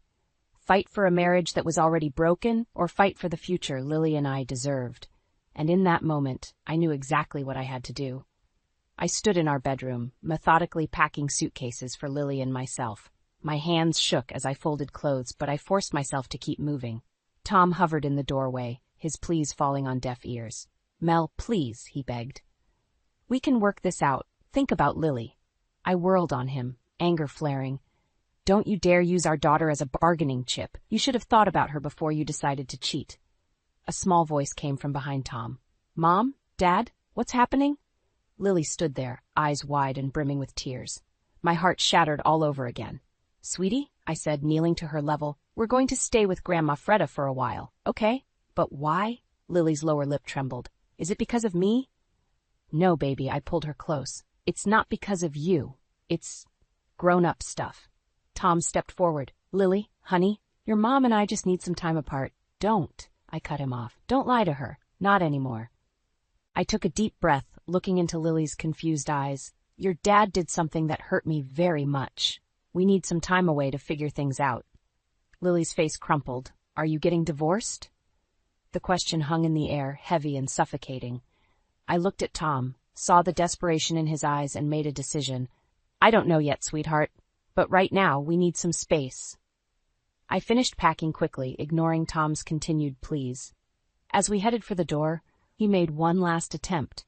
Mel, wait! He grabbed my arm. What about this? He held up a framed photo of us on our wedding day. We looked so young, so happy. For a moment, I faltered. Then I remembered the lies, the betrayal, Amanda's scarf on our coffee table. I steeled myself. Keep it, I said coldly. It's just another lie now. The drive to Freda's was tense, Lily sniffling in the back seat. I called Freda on the way, giving her a brief explanation. By the time we arrived, she was waiting on the porch, arms open. Oh, my dears, she enveloped us both in a hug. Come inside. I've got tea ready. As Lily settled in the guest room, I sat with Freda in her cozy kitchen, spilling out the whole sordid tale. Her face grew harder with each word. That boy, she muttered. I raised him better than this. I pulled out my phone, showing her the photos I'd taken of Tom and Amanda together, the recordings from the hotel room. Freda's hands shook as she looked through the evidence. Melissa, she said finally, her voice firm, you listen to me. Your family, no matter what happens with Tom, you and Lily will always have a home here. Tears sprang to my eyes at her words. Thank you, Freda. I don't know what I'd do without you. Just then, my phone buzzed. A text from Tom. Please come home. We can fix this. I love you. I stared at the screen, my finger hovering over the delete button. Then another text came through. I've sent Amanda away. It's over. I choose you and Lily. My heart raced. Was it possible? Could we really fix this? Freda must have seen the conflict on my face. What is it, dear? I showed her the texts. She read them, her expression unreadable. Melissa, she said slowly, only you can decide what's right for you and Lily. But remember, actions speak louder than words, and Tom's actions have been shouting for months. I nodded, a strange calm settling over me. In that moment, I knew what I had to do. I picked up my phone and began to type. Tom, it's too late for I'm sorry. You made your choice. Now I'm making mine. I hit send, then blocked his number. Turning to Freda, I took a deep breath. Can you recommend a good divorce lawyer? Freda squeezed my hand, a mix of sadness and pride in her eyes. I know just the person. We'll call first thing in the morning. As I settled into bed that night, Lily curled up beside me. I felt a glimmer of hope for the first time in months. The road ahead would be hard, but I was ready to face it. For myself and for Lily. Tom had underestimated me, thinking I'd forgive and forget, but he was about to learn just how strong I could be. The morning of the confrontation, I woke with a knot in my stomach. Freda and I had planned every detail, but I still felt unprepared. How do you prepare to face the man who shattered your world? Are you sure about this? Freda asked as we drove to my old house. Lily was at school, blissfully unaware of the storm about to break. I nodded, gripping the steering wheel. He needs to understand what he's done, to all of us. Tom's car was in the driveway when we arrived. I took a deep breath and rang the doorbell, Freda a solid presence beside me. Tom opened the door, his eyes widening at the sight of us. Mom? Mel? What's going on? We need to talk, I said, pushing past him into the house. The living room was a mess, pizza boxes and beer cans littering the coffee table. Tom followed us in, running a hand through his disheveled hair. Look, if this is about the divorce papers... It's about everything, Tom, Freda cut in, her voice sharp. It's about how you've betrayed your family, your vows, and everything I thought I raised you to be. Tom's face paled. Mom, you don't understand. Oh, I understand plenty, snapped. Melissa showed me everything, the photos, the recordings. How could you, Tom? I watched as Tom's defenses crumbled under his mother's disappointment. He sank onto the couch, head in his hands. I never meant for it to go this far. He mumbled. It just happened. Things like this don't just happen, I said, my voice trembling with anger. You made choices, Tom. Choices that destroyed our family. Tom looked up, his eyes pleading. I'll end it with Amanda. I swear. We can start over. Go to counseling. It's too late for that. I cut him off. Do you have any idea what you've done to Lily? She overheard us fighting. She thinks it's her fault we're separating. Tom's face crumpled. God, no. I never wanted to hurt her. But you did, Freda said. You hurt everyone who loves you. Just then, we heard the front door open. "Dad, I forgot my math book." Lily froze in the doorway, taking in the scene before her. "Mom, Grandma, what's going on?" The room fell silent. I looked at Tom, silently challenging him to explain. He cleared his throat. "Lily, sweetie, your mom and Grandma are here because Daddy did something very wrong." Lily's eyes filled with tears. "Is this why you and Mom are fighting? Why we had to leave?" I knelt beside her, my heart breaking. "Yes, honey, your dad, he broke a very important promise to me." "The promise you made at your wedding?" Lily asked, her voice small. I nodded, unable to speak past the lump in my throat. Tom moved towards us, but Freda held him back. "Let them be, Tom. You've done enough damage." Lily looked between us, her face crumpling. "I hate this. I hate all of you." She turned and ran out of the house, slamming the door behind her. "Lily!" I called, racing after her. But by the time I reached the street, she was nowhere in sight. Panic gripped me as I ran back inside. "She's gone." "We have to find her." Tom was already grabbing his keys. "I'll check the park. Mom, can you drive around the neighborhood?" Freda nodded, her face grim. "Melissa, you stay here in case she comes back, and call the police if we don't find her soon." As they left, I sank onto the couch, my head spinning. How had it come to this? Our family was in pieces, and now Lily was out there alone, scared and confused. I closed my eyes, praying silently. "Please let her be okay. Let us find her. And please give me the strength to put our family back together, even if it looks different than before." The clock ticked loudly in the empty house, each second an eternity, as I waited for news. The confrontation had spiraled out of control, and now everything hung in the balance. Whatever happened next would shape the rest of our lives. I just hoped we were strong enough to weather the storm. The hours after Lily's disappearance were a blur of panic and frantic searching. I paced the living room, alternating between calling Lily's friends and staring out the window, praying to see her walking up the driveway. When my phone finally rang, I nearly dropped it in my haste to answer. "Lily?" "It's me." Tom's voice came through, tight with worry. "I found her. We're at the old treehouse in the woods behind the school." Relief flooded through me, quickly followed by a surge of anger. "Put her on the phone, now." "Mom?" Lily's small voice made my heart clench. "Oh, sweetheart, are you okay? We've been so worried." "I'm sorry," she sniffled. I couldn't take it anymore." "I know, baby. We're coming to get you. Stay with your dad, okay?" I hung up and called Freda, who arrived minutes later to drive us to the school. The ride was tense, filled with unspoken accusations and regrets. As we approached the treehouse, I saw Tom and Lily sitting on a low branch, their heads close together in conversation. For a moment, the scene was so achingly familiar that I felt my resolve waver. Then reality came crashing back as Lily spotted us and ran into my arms. I held her tight, breathing in the scent of her hair, my eyes meeting Tom's over her head. "We need to talk," I said, my voice steadier than I felt. "All of us." We gathered in a small clearing, the late afternoon sun filtering through the leaves. Lily sat between Freda and me, while Tom stood awkwardly to the side. "Lily," I began, taking her hand, "I know this is hard and confusing, but I need you to understand that none of this is your fault." "Then why is our family falling apart?" she asked, her voice cracking. I looked at Tom, silently urging him to step up. He cleared his throat.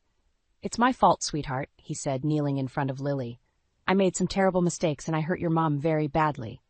"The lady I saw you with?" Lily asked, surprising us all. "I saw you kissing her outside my school once." The revelation hit me like a physical blow. I stood up, my hands shaking. "You brought her to Lily's school?" Tom's face paled. "It wasn't." "I didn't mean." "Stop," Freda interrupted, her voice sharp. "No more excuses, Tom. It's time to face the consequences of your actions." I took a deep breath, steeling myself for what I had to do next. "Lily, your dad and I... we can't be together anymore. I'm filing for divorce." The words hung in the air, heavy and final. Lily burst into tears, burying her face in Freda's shoulder. Tom looked like he'd been punched. "Mel, please," he begged. "Give me one more chance. I'll do anything." I shook my head, feeling a strange sense of calm wash over me. "It's too late, Tom. You've had your chances. Now I need to do what's best for Lily and me." "And what about me?" Tom's voice rose, anger replacing desperation. "You're just going to cut me out of your lives?" "You did that yourself," Freda said, standing up with Lily. When you decided your selfish desires were more important than your family. As if on cue, Tom's phone buzzed. He glanced at it, his face flushing with guilt. "Let me guess," I said, my voice cold. "Amanda?" Tom's silence was all the confirmation I needed. I turned to Freda, suddenly exhausted. "Can you take Lily back to your place? I'll be there soon." Freda nodded, leading a still sniffling Lily away. I watched them go, feeling the weight of the past few months pressing down on me. "So this is it?" Tom asked, his voice small. "Everything we built just over?" I looked at him, really looked at him, for the first time in weeks. The man I'd loved, the father of my child, now a stranger. "Yes, Tom. It's over. I'll have my lawyer contact you about the divorce proceedings." As I walked away, leaving Tom standing alone in the clearing, I felt a mix of grief and liberation.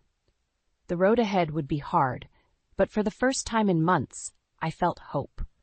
Hope for a future where Lily and I could heal, where we could build a new life free from betrayal and lies. The sun was setting as I drove to Freda's house, casting long shadows across the road. It felt symbolic somehow, the end of one chapter, the beginning of another. Whatever came next, I knew I had the strength to face it, for myself and for Lily. 1 year after the divorce, I stood in our new apartment, surrounded by the warmth of a home Lily and I had built together. The wounds of Tom's betrayal had slowly healed, leaving scars that reminded me of my strength rather than my pain. The doorbell rang, and I braced myself. It was Tom, here to pick up Lily for his weekend visitation. I opened the door, taking in his disheveled appearance. The past year hadn't been kind to him. "Hey, Mel," he said, his voice rough. "Is Lily ready?" Before I could answer, Lily bounded down the stairs, backpack in hand. "Hi, Dad!" She hugged him briefly before turning to me. "Bye, Mom. See you Sunday." As they left, I felt a pang of sadness, not for what I'd lost, but for what could have been. But that feeling was quickly replaced by a sense of pride in how far Lily and I had come. My phone buzzed with a text from Freda. "Don't forget, dinner at my place tonight. I've got news." I smiled, grateful for the unconventional family we'd formed. Freda had been my rock through everything, and our bond had only grown stronger. Later that evening, as we sat around Freda's dining table, she dropped a bombshell. "I've decided to sell the house," she announced. "It's too big for just me and, well, I think it's time for a fresh start." I reached out, squeezing her hand. "Are you sure? That house has been in your family for generations." Freda nodded, her eyes misty but determined. "It's time. Besides, I was thinking maybe you and Lily might like to buy it, at a family discount, of course." I gasped, overwhelmed by her generosity. "Freda, I don't know what to say." "Say yes," she urged. "It would mean the world to me to keep it in the family, to see it filled with love and laughter again." As I considered her offer, my phone rang. It was Tom's number, but when I answered, it was a woman's voice. "Amanda." "Melissa? It's Amanda. I need your help. Tom's in the hospital. He's been in an accident." My blood ran cold. "Is Lily okay?" "She wasn't with him," Amanda assured me. "But Tom, he's asking for you." I looked at Freda, who had heard everything. She nodded, understanding without words. At the hospital, I found Tom in a small room, his face bruised and bandaged. Amanda sat by his bed, looking lost and scared. "Mel," Tom croaked when he saw me. "I'm so sorry. For everything." I took a deep breath, years of anger and hurt rising to the surface. But as I looked at him, broken and vulnerable, I felt something shift inside me. "I forgive you, Tom," I said, surprising even myself. "Not for you, but for me. For Lily. We can't move forward if we're stuck in the past." Tears streamed down Tom's face. "I've lost everything. My job, my family, even Amanda's leaving." I glanced at Amanda, who nodded sadly. "It's true, I can't do this anymore." In that moment, I saw our lives laid bare, the choices we'd made, the consequences we'd faced. And I realized that forgiveness didn't mean forgetting or going back. It meant finding the strength to move forward. "You haven't lost everything," I told Tom. "You still have Lily, and if you're willing to put in the work, you can rebuild your life. It won't be the same, but it can be good." As I left the hospital that night, I felt a weight lift from my shoulders. The future stretched out before me, full of possibilities. Freda's offer of the house, a symbol of new beginnings. My career at the pharmacy, flourishing in ways I never expected. And Lily, growing into a strong, resilient young woman. I drove home to the apartment that had been our sanctuary this past year. Soon we'd be moving into Freda's house. our house, a home filled with memories, both old and new. As I climbed into bed that night, I thought about the journey that had brought me here, the pain, the betrayal, the strength I'd found within myself. And for the first time in a long time, I felt truly at peace. Tomorrow would bring new challenges, new joys, new opportunities to grow. But tonight, in this moment, I was exactly where I needed to be, whole, healed, and ready for whatever life had in store. The elevator doors slid open, and I stepped out onto the 32nd floor, my heart racing with anticipation. This was it, the moment I'd been working towards for years. As I strode down the hallway, the click of my heels echoed against the polished marble floors. I paused for a moment, smoothing down my blazer and taking a deep breath before pushing open the heavy oak door to the boardroom. "Leela, come in," Mr. Jameson, the CEO, greeted me with a warm smile. "We've been eagerly awaiting your arrival." I scanned the room, noting the familiar faces of the executive team seated around the long table. Their expressions were a mix of curiosity and expectation. "Thank you for having me," I said, my voice steady despite the butterflies in my stomach. Mr. Jameson gestured for me to take a seat.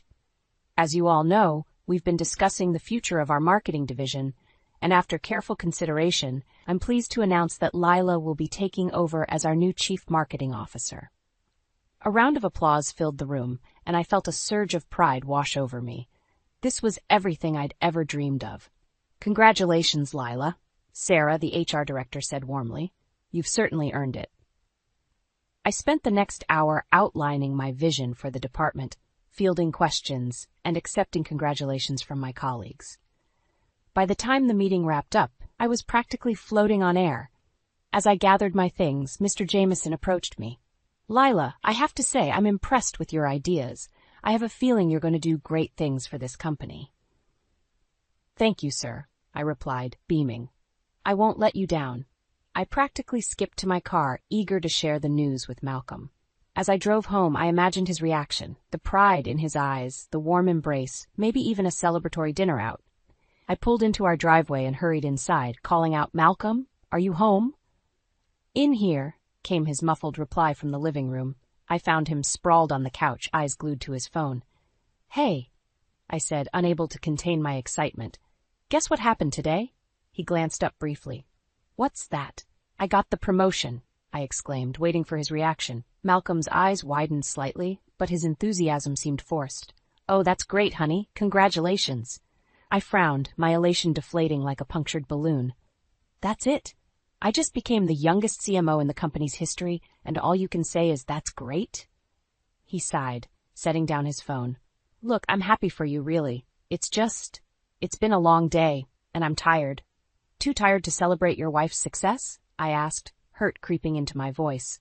Malcolm stood up, running a hand through his hair. "Come on, Lila, don't make this a big deal. We can celebrate another time." I stared at him, feeling a sudden chill settle over me. This wasn't the reaction I'd expected at all. "Fine," I said, my voice tight. "I'm going to take a shower." As I climbed the stairs, I couldn't shake the feeling that something was off. Malcolm had always been supportive of my career, hadn't he? But now, thinking back, I realized his enthusiasm had been waning for months. In the bathroom, I caught sight of myself in the mirror. Flushed cheeks, bright eyes, the picture of success. So why did I suddenly feel so unsettled? I stepped into the shower, letting the hot water wash over me as I tried to make sense of Malcolm's reaction. Was he jealous? Threatened by my success? Or was there something else going on that I hadn't noticed? As I dried off and slipped into my robe, I heard Malcolm's phone ping with a message. His muffled laughter drifted up the stairs, and I felt a knot form in my stomach. Who was he talking to that could make him laugh like that when he'd been too tired to celebrate with me? I shook my head, trying to dispel the negative thoughts. This was supposed to be one of the happiest days of my life. I wouldn't let Malcolm's odd behavior ruin it. But as I lay in bed that night, staring at the ceiling while Malcolm snored softly beside me, I couldn't shake the feeling that something fundamental had shifted in our relationship. And I had no idea how to fix it. The alarm blared, jolting me awake. I reached over to silence it, my hand brushing against the cold, empty space where Malcolm should have been. Sighing, I dragged myself out of bed, the weight of my new responsibilities already pressing down on me. In the kitchen, I found a hastily scribbled note from Malcolm. Early meeting. Don't wait up. I crumpled it in my fist, tossing it into the overflowing trash can. When was the last time he'd taken it out? As I sipped my coffee, my phone buzzed with an urgent email from work. A major client was threatening to pull out of a deal. I'd have to go in early to salvage it. So much for breakfast, I muttered, dumping my half-full mug in the sink. Hours later, I emerged from a tense meeting, exhausted but victorious. The client had agreed to stay on board, but only after I'd promised them the moon and stars. As I walked back to my office, my assistant, Jake, intercepted me. "Lila, your husband called. He said he'd be working late again tonight." I forced a smile. "Thanks, Jake. Can you clear my schedule for tomorrow morning? I need to prepare for the board presentation." Back in my office, I stared at the framed photo on my desk. Malcolm and me on our honeymoon, both of us sun-kissed and grinning. It felt like a lifetime ago. The day flew by in a blur of meetings and phone calls. By the time I got home, it was well past 9. The house was dark and silent. I flicked on the lights, revealing a mess of dirty dishes in the sink and Malcolm's clothes strewn across the living room floor. Anger bubbled up inside me. I stormed upstairs, ready to confront Malcolm, only to find our bedroom empty. His side of the closet was a disaster, suits and ties spilling out onto the floor. I sank onto the bed, my fury giving way to exhaustion. When had things gotten so bad between us? Just then my phone rang. It was my mother, Edna. "Lila, honey, how are you? We haven't heard from you in ages." I swallowed hard, fighting back tears. "I'm fine, Mom. Just busy with work." "And how's Malcolm? You two should come over for dinner soon. Your father's been asking about you." "Malcolm's..." "He's fine," I lied, my voice cracking. "Listen, Mom, I've got to go. I'll call you soon, okay?" I ended the call before she could respond, guilt gnawing at me. I hated lying to her, but I couldn't bear to admit how bad things had gotten. The front door slammed, and I heard Malcolm stumbling up the stairs. He appeared in the doorway, his tie askew and eyes bloodshot. "Where have you been?" I demanded, rising to my feet. He waved a dismissive hand. "Work, where else? Some of us don't have the luxury of coming home early." "Early?" I sputtered. "It's almost midnight, and what's that supposed to mean?" Malcolm's face darkened. "It means ever since your precious promotion, you've been slacking off at home. When's the last time you cooked a meal or did the laundry?" I recoiled as if he'd slapped me. "I've been working my ass off, Malcolm. I thought you'd be proud of me, not whatever this is." He laughed bitterly. "Proud? Of what? Watching my wife become a corporate robot? You're never here, Lila, and when you are, you're glued to your phone or laptop." "That's not fair," I protested, but a small voice in my head whispered that maybe he had a point. Malcolm shook his head, swaying slightly. "I'm going to bed. Some of us have to work in the morning." As he brushed past me, I caught a whiff of unfamiliar perfume. My stomach clenched. "Malcolm," I said, my voice barely above a whisper. Is there someone else?" He froze, his back to me. For a moment, I thought he might confess. Instead, he said, "Don't be ridiculous," and stumbled into the bathroom, slamming the door behind him. I stood there, rooted to the spot as the sound of running water filled the silence. My mind raced, piecing together all the little oddities of the past few months, the late nights, the mysterious phone calls, the growing distance between us. As the reality of my situation crashed over me, I made a decision. Things couldn't go on like this. Something had to change, and soon. But first, I had a board presentation to nail. I'd deal with Malcolm later. Little did I know, later would come much sooner, and more painfully than I could have ever imagined. The boardroom was a blur of faces as I finished my presentation. My head throbbed and my stomach churned, but I forced a smile as applause filled the room. "Excellent work, Lila," Mr. Jameson beamed. "You've outdone yourself." I nodded, grateful for the praise, but desperate to escape. As the meeting adjourned, I made a beeline for the door, only to be intercepted by Sarah from HR. "Lila, are you all right? You look a bit pale."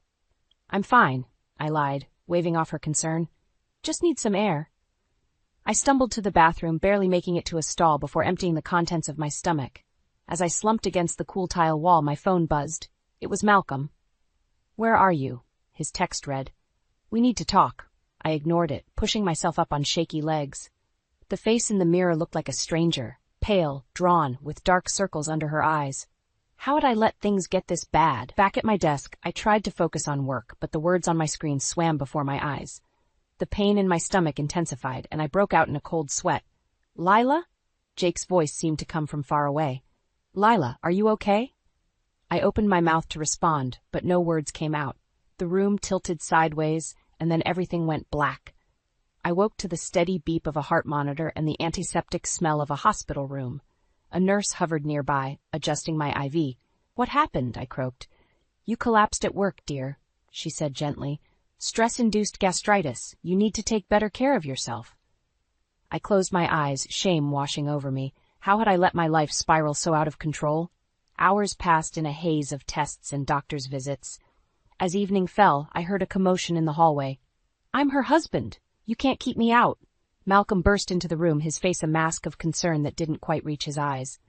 "Lila, baby, are you okay? Why didn't you call me?" I turned away, unable to bear his false sympathy. "I'm fine, Malcolm, you can go." He sat on the edge of the bed, taking my hand. "Don't be like that. I was worried sick when your office called." I snatched my hand away. "Were you, or were you too busy with your late meetings to notice I was gone?" Malcolm's face hardened. "Is that what this is about? You working yourself into the hospital to prove a point?" "Get out," I hissed, tears stinging my eyes. "Just get out." He stood, shaking his head. "You need help, Lila. This job is destroying you." As he left, I caught a glimpse of a young woman waiting in the hallway. She looked vaguely familiar, but I couldn't place her. My parents arrived shortly after, faces etched with worry. "Oh, honey," Mom said, enveloping me in a gentle hug. "Why didn't you tell us things were so bad?"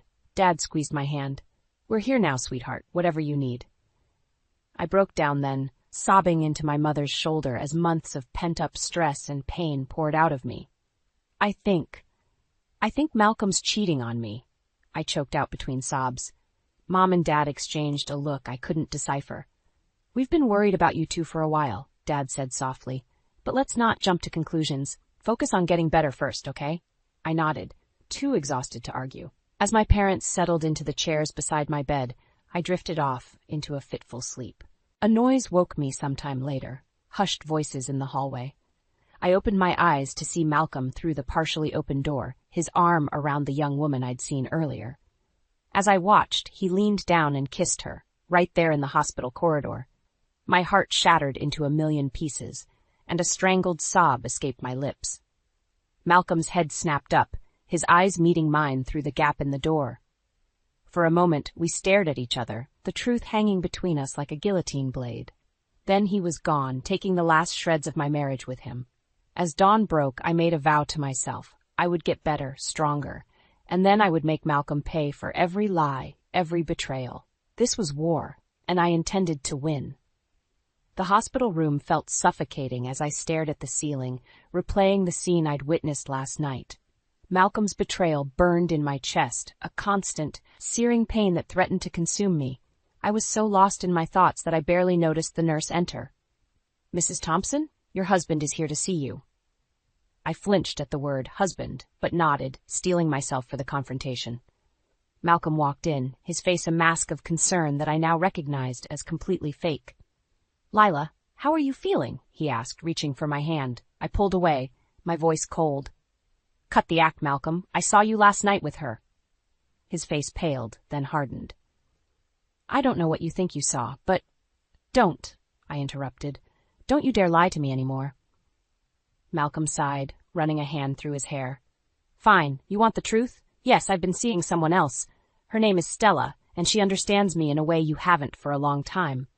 The words hit me like a physical blow. I'd suspected, of course, but hearing him admit it so callously shattered something inside me. "How long?" I whispered. "Does it matter?" he countered. "It matters to me," I shouted, ignoring the pain in my stomach as I sat up. "How long have you been lying to my face?" Malcolm had the decency to look ashamed. 6 months, he admitted quietly. 6 months. Half a year of lies, of betrayal. I felt sick all over again.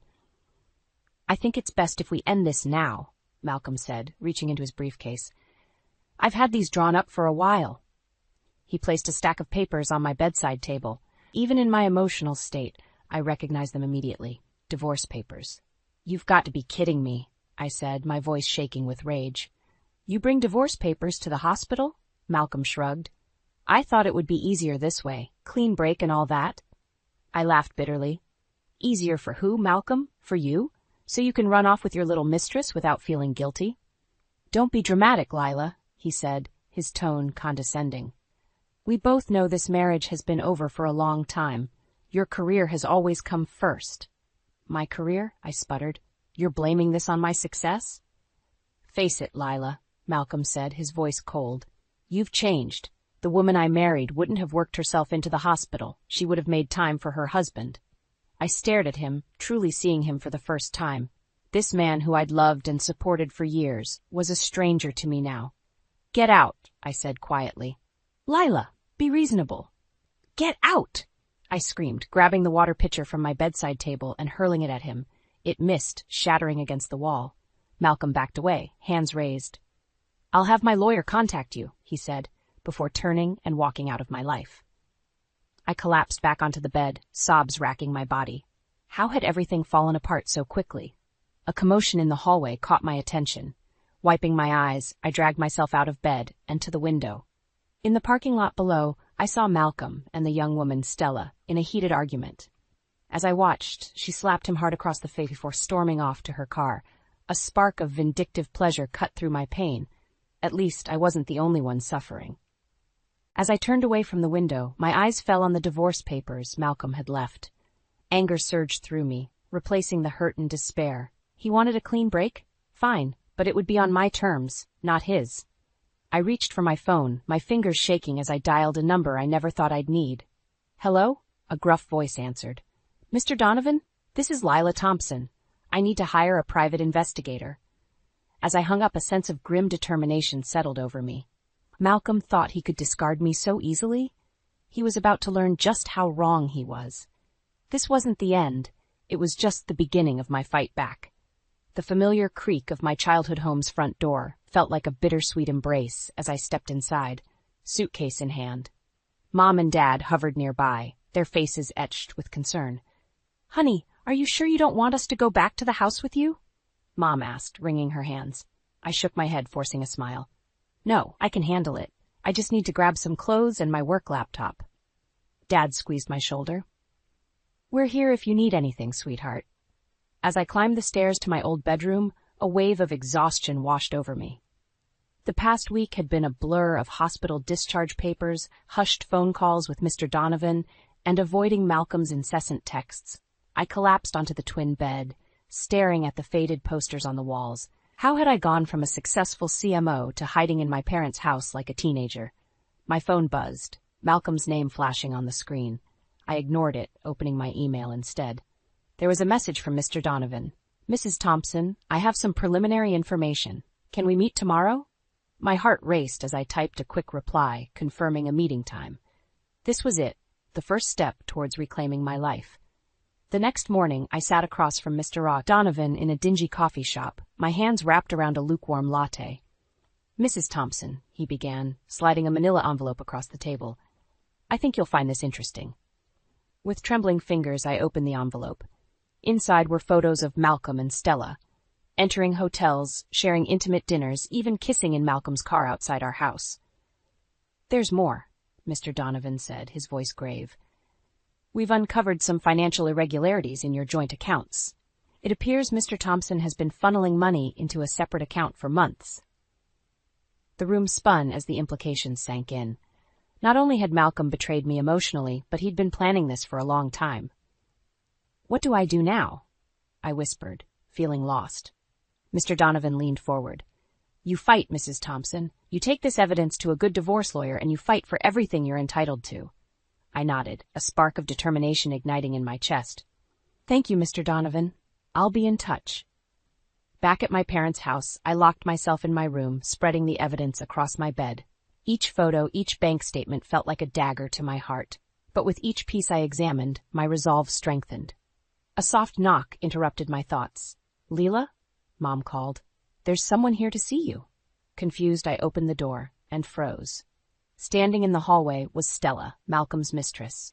"What are you doing here?" I hissed, instinctively blocking the doorway. Stella's eyes were red-rimmed, her makeup smudged. I need to talk to you about Malcolm. Against my better judgment, I let her in. Stella perched on the edge of my bed, her eyes widening as she took in the scattered evidence. "Oh, God," she whispered. "You know? What do you want, Stella?" I asked, my voice cold. She took a deep breath. "I'm pregnant. And Malcolm, he wants me to get rid of it. He says he can't afford the scandal, not with the merger coming up." The room tilted sideways as her words sank in. Malcolm, the man I'd loved for years, was capable of this level of cruelty? "Why are you telling me this?" I managed to ask. Stella's eyes met mine, filled with a mixture of fear and determination. "Because I'm keeping this baby. And I think we can help each other." In that moment, staring at the woman who'd helped destroy my marriage, I made a decision that would change everything. "Tell me everything," I said, sitting down beside her. As Stella began to speak, I felt a shift inside me. The hurt and betrayal were still there, but something else was taking root. A fierce determination to not just survive this, but to come out stronger. Malcolm had no idea what was coming for him, and I was just getting started. My heart pounded as I stood outside the sleek office building, clutching a thick manila envelope. Inside was every shred of evidence I'd gathered over the past weeks: bank statements, photos, and Stella's sworn affidavit. Today was the day I'd confront Malcolm and end this charade once and for all. I took a deep breath and pushed through the revolving door. The receptionist's eyes widened in recognition. "Mrs. Thompson, we weren't expecting you." "It's fine," I cut her off, striding towards Malcolm's office. "He'll see me." I burst into the room without knocking. Malcolm looked up from his desk, surprise quickly morphing into annoyance. "Lila, what are you doing here? I told you, our lawyers will handle." "Shut up, Malcolm," I snapped, slapping the envelope onto his desk. "Open it." His brow furrowed as he leafed through the contents. I watched his face pale, then flush with anger. "Where did you get these?" he hissed. "Does it matter? It's all true, isn't it?" Malcolm stood abruptly, looming over me. "You had me followed, you little—" "Don't you dare," I interrupted, standing my ground. "You don't get to be angry, not after what you've done." He ran a hand through his hair, pacing like a caged animal. "What do you want, Lila? Money? Is that it?" I laughed bitterly. "I want a divorce, Malcolm, on my terms. And if I refuse—" I pulled out my phone, showing him an email draft. "Then these photos go to the board. I wonder how they'll feel about their golden boy embezzling company funds to finance his affair." Malcolm's face contorted with rage. He lunged forward, grabbing my wrist. "You wouldn't dare." "Let go of me," I said, my voice low and dangerous. "Is everything okay in here?" We both turned to see Stella standing in the doorway, her hand protectively over her slightly swollen belly. Malcolm's grip loosened in shock. "Stella? What are you?" "I asked her to come," I said, wrenching my arm free. She had quite a story to tell. Stella stepped into the room, her eyes locked on Malcolm. "I'm done lying for you, Malcolm. I told Lila everything." Malcolm's face drained of color. "You stupid bitch." He snarled. "Do you have any idea what you've done?" I stepped between them, fury coursing through my veins. "Don't you dare speak to her like that. It's over, Malcolm.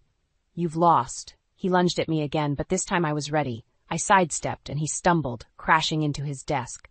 The sound of shattering glass filled the air as his awards and photos went flying. Security burst into the room, alerted by the commotion. "Is everything all right, Mr. Thompson?" Malcolm straightened, adjusting his tie. His eyes burned with hatred as he looked at me. "Everything's fine. Mrs. Thompson was just leaving." I turned to the security guards. "Actually, I'd like to file a report. Mr. Thompson just assaulted me." Malcolm's face paled. "You're lying." "Am I?" I held up my wrist, already bruising from his grip. "I'm sure the security cameras will back me up." As the guards led Malcolm away, protesting loudly, I felt a strange mix of triumph and exhaustion wash over me. It was done. I'd won. Stella touched my arm gently. "Are you okay?" I nodded, suddenly feeling lightheaded. "I think I need to sit down." As I sank into Malcolm's plush office chair, the reality of what had just happened hit me like a tidal wave. My marriage was over. My life as I knew it was over. "What do I do now?" I whispered, more to myself than to Stella. She squeezed my shoulder. "You live, Lila. You've won your freedom. Now you get to decide what to do with it." As I sat there, surrounded by the wreckage of Malcolm's office and my former life, I realized Stella was right. This wasn't an ending. It was a beginning. And for the first time in months, I felt a glimmer of hope for the future. But as I looked at the chaos around me, I knew the hardest part was yet to come. The battle was won, but the war? That was just beginning. The courtroom felt suffocating as I sat across from Malcolm, his eyes burning with a mixture of anger and desperation. Our lawyers flanked us, whispering last-minute advice. I gripped the armrests of my chair, steeling myself for what was to come. "All rise," the bailiff called out as the judge entered. As the proceedings began, I found myself drifting, remembering the events that led us here. The late nights, the lies, the betrayal. The moment I saw Malcolm with Stella in the hospital parking lot, the confrontation in his office, it all seemed like a lifetime ago. My lawyer's voice snapped me back to reality. "Your Honor, we have irrefutable evidence of Mr. Thompson's infidelity and financial misconduct." Malcolm's lawyer jumped in, his voice dripping with condescension. "Your Honor, my client admits to a momentary lapse in judgment, but Mrs. Thompson's claims of embezzlement are purely speculative." I felt my blood boil. Momentary lapse? Before I could stop myself, I stood up. "That's a lie." The judge's gavel came down hard. "Mrs. Thompson, control yourself or I'll hold you in contempt." I sank back into my seat, trembling with rage. My lawyer squeezed my arm reassuringly before continuing his argument. As the evidence was presented, bank statements, photos, Stella's affidavit, I watched Malcolm's face. His cool facade crumbled, replaced by a look of panic. During a recess, Malcolm cornered me in the hallway. "Lila, please," he begged, his voice low. "We can work this out. Think about our life together, everything we've built." I looked into the eyes of the man I once loved, searching for any trace of the person I married. All I saw was a stranger. "It's too late, Malcolm. You made your choice." "Don't do this," he hissed, grabbing my arm. "I'll ruin you. I'll make sure you never work in this town again." Before I could respond, a voice cut through the tension. "Is there a problem here?" We turned to see Stella, her pregnancy now clearly visible. Malcolm's face contorted with rage. "You," he snarled. "This is all your fault, you little—" "That's enough," I interrupted, wrenching my arm free. "It's over, Malcolm. Accept it." As we filed back into the courtroom, I felt a strange sense of calm wash over me. Whatever happened next, I knew I'd made the right decision. The judge cleared his throat. Having reviewed the evidence, I'm prepared to make my ruling. Time seemed to slow as he spoke, detailing the division of assets, alimony, and the consequences of Malcolm's financial misconduct. With each word, I felt the weight of my old life falling away. Furthermore, the judge continued, given the evidence of Mr. Thompson's embezzlement, I'm recommending a full investigation by the district attorney's office. Malcolm leapt to his feet. "You can't do this." "I'll appeal. Mr. Thompson, sit down or I'll have you removed," the judge warned. As Malcolm slumped in his seat, defeated, I caught Stella's eye across the courtroom. She nodded slightly, a silent acknowledgement of our unlikely alliance. "Mrs. Thompson," the judge addressed me directly, "do you have anything you'd like to say before we conclude?" I stood, my legs shaky but my voice strong. "Your Honor, I came here today not for revenge, but for justice. For myself, for Stella, and for every person Malcolm has hurt with his lies and manipulation. All I want now is to move forward with my life." The judge nodded. "Very well. This court grants the divorce on the grounds of adultery and financial misconduct. Mr. Thompson, you are hereby ordered to sign the divorce papers." With trembling hands, Malcolm scrawled his signature on the documents. As he did, I felt a surge of emotions, relief, sadness, and an overwhelming sense of freedom. Outside the courthouse, surrounded by flashing cameras and shouted questions from reporters, I took a deep breath of fresh air. For the first time in months, I felt like I could breathe again. As I walked down the steps, head held high, I knew this wasn't just the end of my marriage. It was the beginning of my new life, and I was ready to face whatever came next. The weight of the certified letter felt heavy in my hands as I stood before the mailbox outside Malcolm's office building. This was it, the final act in our twisted drama. With a deep breath, I slipped the envelope into the slot, hearing it thud against the metal bottom. There was no turning back now. As I walked away, my phone buzzed. It was Stella. "It's done," I told her. "Are you sure about this?" "Absolutely," she replied, her voice firm. "It's time everyone knew the truth." Over the next few days, I threw myself into work, trying to ignore the anticipation building inside me. Then, on a crisp Friday morning, all hell broke loose. My phone exploded with notifications, missed calls, texts, emails. I opened one from my old colleague, Jake. "Holy shit, Lila, have you seen the news?" I clicked the link he sent, my heart racing. There it was, splashed across the company's internal newsletter. Executive caught in scandal, affair and embezzlement exposed. The article detailed Malcolm's indiscretions, citing an anonymous source, Stella, and irrefutable evidence, my letter. As I read, a mix of emotions washed over me. Vindication, sadness, and finally, a profound sense of relief. Later that afternoon, my phone rang. It was Malcolm. "You vindictive bitch," he snarled. "You've ruined everything." I laughed, surprising myself with how hollow it sounded. "No, Malcolm, you did that all on your own. I've been transferred," he spat, "to the Siberia of corporate offices. And Stella, she resigned this morning. Are you happy now?" I paused, considering. "You know what? I am.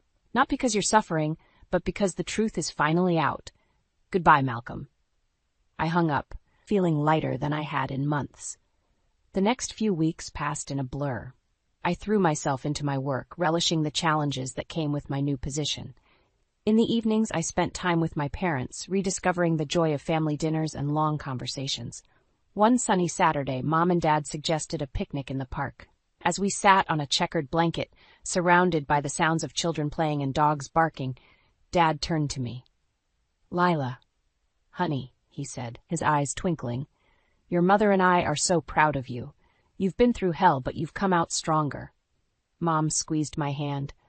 "We were worried about you for a while there, but look at you now, successful, independent, and happier than we've seen you in years."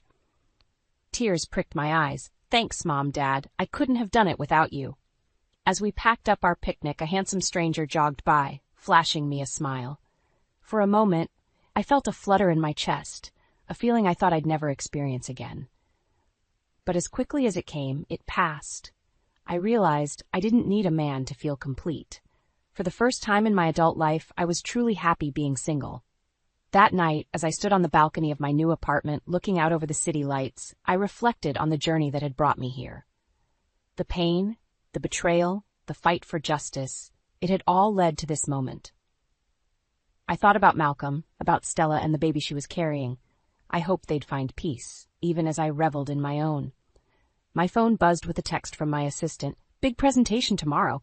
You ready to knock their socks off?" I smiled, typing back a quick, "You bet." As I turned in for the night, I caught sight of myself in the mirror.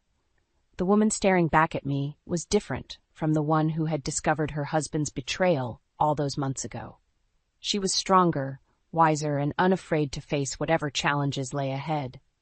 I climbed into bed, feeling a sense of contentment wash over me. Tomorrow was a new day, full of possibilities. And for the first time in a long time, I couldn't wait to see what it would bring. As I drifted off to sleep, one thought echoed in my mind. I had survived.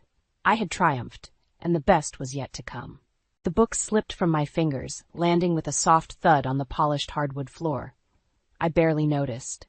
My eyes were fixed on the man across the room, his dark hair tousled and green eyes sparkling with mischief. He was younger than me, probably by a good 5 years, but there was something magnetic about him that made my heart skip a beat. "Excuse me," I murmured, bending to retrieve the fallen novel. As I straightened, I found myself face to face with the stranger. "Allow me," he said, his voice smooth as honey. He plucked the book from my hands and examined the cover. "The Art of Second Chances. Interesting choice." I felt a blush creeping up my neck. "I'm Nora. I own the bookstore down the street." "Nolan," he replied, flashing a dazzling smile. "I'm a sales rep for Beacon Publishing. It's my first time at this fair." "Well, Nolan," I said, trying to keep my voice steady, "welcome to the chaos. These book fairs can be overwhelming." He leaned in closer, his cologne teasing my senses. "Maybe you could show me the ropes?" "I'd love to get an insider's perspective." I hesitated, memories of past mistakes flickering through my mind. But something about Nolan's earnest expression made me push those thoughts aside. "Sure, why not? Let me introduce you to some of the regulars." As we made our way through the crowded convention hall, I couldn't shake the feeling that I was playing with fire. But the warmth of Nolan's presence was intoxicating, and I found myself laughing at his jokes and hanging on his every word. Nora, a familiar voice called out. I turned to see my brother Robert approaching, his brow furrowed. I've been looking everywhere for you. We need to discuss the new shipment. I introduced Nolan, watching as Robert's eyes narrowed slightly. Nice to meet you, he said, his tone clipped. Nora, can I speak with you privately for a moment? Excusing ourselves, we stepped away from Nolan. Robert gripped my arm, his voice low and urgent. What are you doing, Nora? That guy's trouble. I can feel it. I yanked my arm free, irritation flaring. I'm a grown woman, Robert. I can take care of myself. Like you did with Eric? He shot back, instantly regretting his words. I'm sorry, I didn't mean. Save it, I snapped, turning on my heel. I marched back to Nolan, plastering on a smile. Sorry about that. Where were we? The rest of the afternoon flew by in a whirlwind of introductions and stolen glances. As the fair wound down, Nolan helped me pack up my booth. I had a great time today, he said, his fingers brushing mine as he handed me a stack of books. Would you like to grab dinner? I know a little Italian place around the corner. I hesitated, Robert's warning echoing in my mind, but the way Nolan looked at me like I was the only woman in the room made my resolve crumble. I'd love to, I heard myself say. As we left the convention center, I caught sight of Robert watching us, his expression a mix of concern and disappointment. I pushed down the twinge of guilt and let Nolan guide me into the warm evening air. Over pasta and wine, Nolan regaled me with stories of his travels and dreams for the future. I found myself opening up, sharing bits of my own history that I usually kept locked away. You're an amazing woman, Nora, Nolan said, reaching across the table to take my hand. I feel like I've known you forever.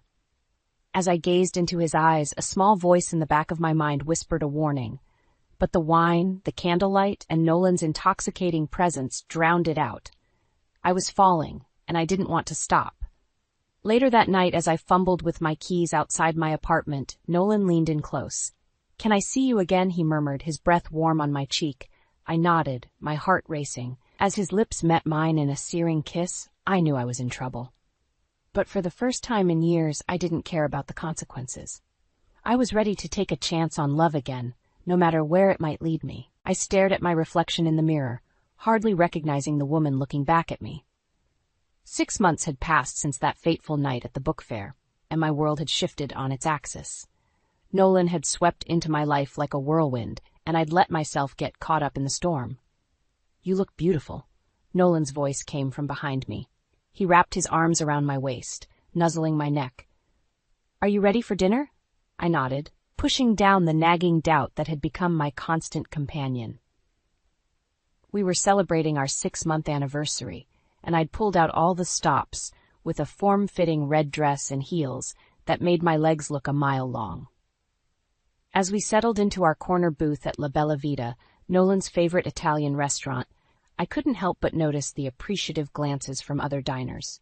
Nolan beamed with pride, squeezing my hand across the table. I'm the luckiest man in the world, he said, raising his glass of wine. To us. I clinked my glass against his, forcing a smile. To us. As we dug into our pasta, Nolan regaled me with stories from his latest business trip. I tried to focus, but my mind kept wandering to the conversation I'd had with Robert earlier that day. He's using you, Nora, Robert had insisted, his voice tight with frustration. Can't you see it? The fancy dinners, the lavish gifts, it's all smoke and mirrors. You don't know him like I do, I'd argued, but even as the words left my mouth, I'd felt a flicker of uncertainty. Nora? Earth to Nora. Nolan's voice snapped me back to the present. Where'd you go just now? I shook my head, plastering on a smile. Sorry, just thinking about work. What were you saying? Nolan's eyes narrowed slightly, but he continued his story. As I watched him talk, animated and charming as ever, a crazy idea began to form in my mind. Before I could talk myself out of it, I blurted, Let's get married. Nolan's fork clattered to his plate. What? Marry me, I repeated, my heart pounding. I know it's fast, but when you know, right? For a moment, Nolan just stared at me, his expression unreadable. Then, slowly, a grin spread across his face. You're serious? I nodded, holding my breath. Yes, he said, laughing. Yes, let's do it. The rest of the evening passed in a blur of champagne and excited phone calls. As we stumbled back to my apartment, giggling and drunk on love and alcohol, I felt invincible. It wasn't until the next morning, nursing a pounding headache and a queasy stomach, that reality began to set in. I stared at the modest diamond ring Nolan had slipped onto my finger in the early hours of the morning, wondering if I'd made a terrible mistake. The shrill ring of my phone made me wince. Robert's name flashed on the screen, and I hesitated before answering. "Please tell me last night was some kind of elaborate joke," Robert said without preamble. I sighed, rubbing my temples. "It's not a joke, Rob. We're getting married." The silence on the other end of the line was deafening. Finally, Robert spoke, his voice low and controlled.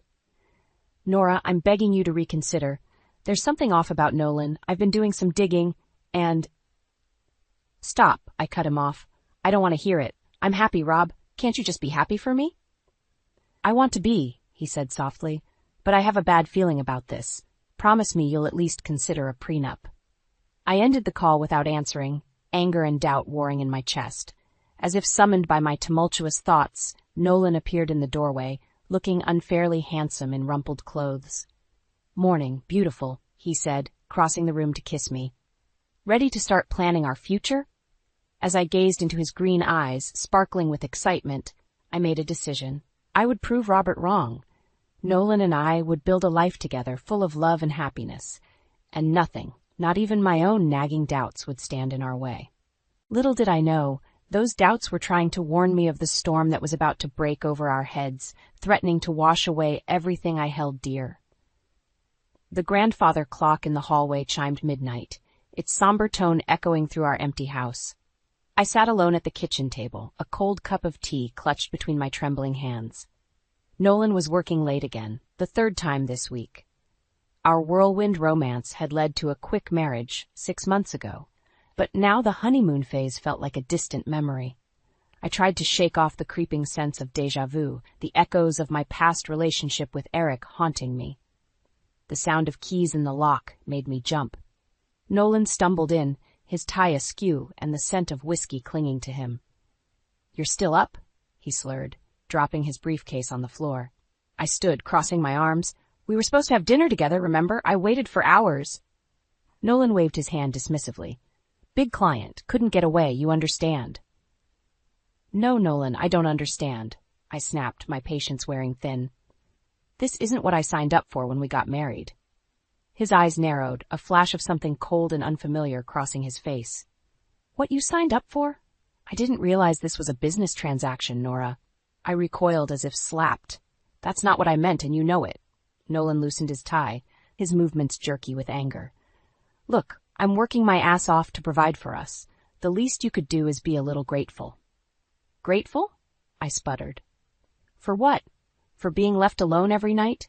For feeling like a stranger in my own marriage?" He advanced on me, his voice low and dangerous.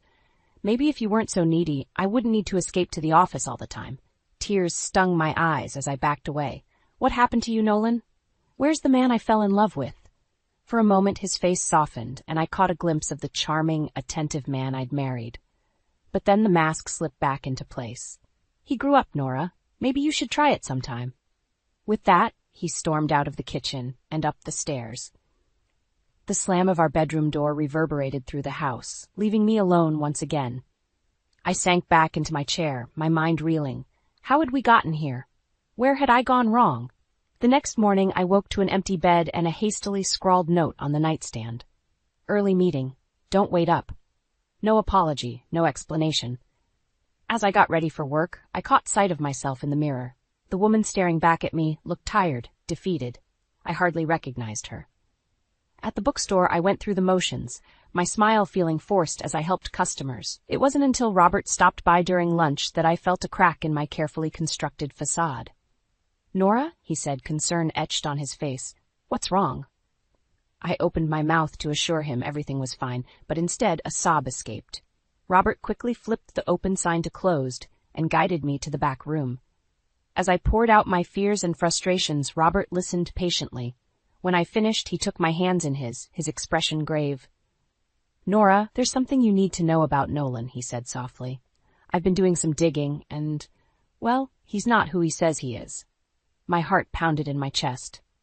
"What do you mean?" Robert hesitated, then pulled out a file from his briefcase. "His real name is Nathan Holloway," He's been involved in several fraud cases, always targeting wealthy women. And Nora, I think you might be his latest mark. I stared at the documents in front of me, my world tilting on its axis. Photos of Nolan or Nathan with other women, bank statements showing large transfers, police reports detailing accusations of theft and emotional manipulation. No, I whispered, shaking my head. This can't be true. He loves me. Robert's eyes were filled with sympathy. I'm so sorry, Nora, but you need to protect yourself. We need to act fast before he... The shrill ring of my phone cut him off. Nolan's name flashed on the screen. With trembling hands, I answered. Nora, darling, Nolan's smooth voice came through the line. I've been thinking about last night. Let me make it up to you. I've booked us a surprise getaway for the weekend. Pack your bags. We leave tonight. As I met Robert's worried gaze, a chill ran down my spine. The man I thought I knew was a stranger, and I was trapped in a web of lies with no clear way out. My heart raced as I pulled into our driveway, hours earlier than expected. The publishing conference had ended abruptly due to a speaker's illness, and I'd seized the opportunity to surprise Nolan. Maybe, just maybe, we could salvage what was left of our crumbling marriage. The house was eerily quiet as I entered, my heels clicking against the hardwood floors. A trail of discarded clothing led up the stairs, and my stomach churned with dread. No, it couldn't be. Nolan wouldn't. But as I reached our bedroom door, I heard it, the unmistakable sounds of passion, punctuated by a woman's breathy giggles. My hand trembled as I pushed the door open. There, in our bed, the bed we'd shared as newlyweds, was Nolan, entangled with a woman I'd never seen before. Her long, blonde hair cascaded over her bare shoulders, a stark contrast to my own dark locks. Nolan? My voice came out as a strangled whisper. They both whipped around, shock etched on their faces. Nolan recovered first, his expression morphing from surprise to cold disdain. Well, well, he drawled, making no move to cover himself. Look who's home early. The blonde scrambled to pull the sheets around her, but Nolan stopped her with a lazy hand. Don't bother, Sylvia. It's nothing Nora hasn't seen before, though I must say the view's a bit more impressive now, isn't it? I stood frozen, unable to process the scene before me. How could you? Nolan laughed, the sound grating against my ears. Oh, come on, Nora, did you really think a man like me would be satisfied with someone like you? Sylvia here is everything you're not, young, exciting, and carrying my child. The world tilted on its axis. Your child? Sylvia at least had the decency to look uncomfortable. I'm sorry, she murmured. I didn't know he was married at first, and then... Save it, Nolan snapped. He turned his cold gaze back to me. Well, now that the cat's out of the bag, we might as well get it all out in the open. I want a divorce, Nora. You're not the woman I married. You're just a sad, aging placeholder who can't keep up with me. Each word was a dagger to my heart. I stumbled backward, gripping the doorframe for support. You bastard, I choked out. I gave you everything. And I took it, Nolan replied with a shrug. That's business, sweetheart. Now, be a dear and close the door on your way out. Sylvia and I have some celebrating to do. In a daze, I fled down the stairs and out of the house, barely making it to the front lawn before my legs gave out. I collapsed onto the grass, sobs racking my body as the full weight of Nolan's betrayal crashed over me. I'm not sure how long I sat there, but eventually I became aware of a presence beside me. Robert knelt on the grass, his face a mask of concern. Nora? What happened? He asked gently. Through hiccuping sobs, I recounted the horrific scene I'd witnessed. Robert's expression darkened with each word. I'll kill him, he growled, starting to rise. I grabbed his arm, shaking my head. No, don't. He's not worth it. Robert sank back down, pulling me into a fierce hug. You're right. He's not. But you are, Nora. You deserve so much better than this. As I clung to my brother, a spark of something ignited in my chest. It wasn't just pain or heartbreak. It was anger. White-hot, righteous fury. He thinks he can just discard me, I said, my voice growing stronger. Use me up and throw me away like I'm nothing. Robert pulled back, studying my face. What are you thinking? I stood, brushing grass from my clothes. My tears had dried, replaced by a steely determination. I'm thinking it's time Nolan learned that hell hath no fury like a woman scorned. Will you help me? A slow smile spread across Robert's face. Little sister, I thought you'd never ask. What's the plan? As we walked away from the house that had once been my home, I felt a shift inside me. The old Nora, trusting, naive, easily manipulated, was gone. In her place stood a woman forged in the fires of betrayal, ready to fight back. Nolan had no idea what was coming for him. The harsh fluorescent lights of Robert's office did nothing to soften the blow of the documents spread before me. Bank statements, credit card bills, and property records, all painting a damning picture of Nolan's deception. "He's been siphoning money from your joint accounts for months," Robert explained, his voice tight with barely contained anger. "And that's not all. Look at this." He slid a file across the desk. Inside were photos of Nolan with various women, all bearing a striking resemblance to Sylvia. My stomach churned as I flipped through them, each image a fresh wound to my already battered heart. "How?" I swallowed hard, fighting back tears. "How did you get all this?" Robert's expression softened. "I've had my suspicions about Nolan for a while. When you told me what happened, I called in some favors. Nora, I'm so sorry. I should have pushed harder, warned you sooner." I shook my head, a bitter laugh escaping my lips. "No, I should have listened to you from the start. God, I've been such a fool." Hey, Robert said firmly, gripping my hand. "You're not a fool. You're a woman who chose to see the best in someone. Nolan's the fool for throwing away the best thing that ever happened to him." His words, meant to comfort, only fueled the fire burning inside me. "He needs to pay, Robert, for everything he's done, to me, to those other women. I won't let him get away with this." Robert leaned back, studying me carefully.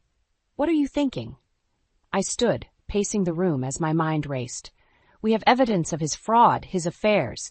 We could go to the police, but that feels too clean. I want him to suffer like I've suffered, to feel the humiliation, the betrayal." "Nora," Robert warned, "we have to be careful. Revenge can be a dangerous game." I whirled to face him, my eyes blazing. "And what he did to me wasn't dangerous. He used me, Robert, stole from me, made me question my worth, my sanity. He deserves everything coming to him, and more." A long moment passed as Robert considered my words. Finally he nodded.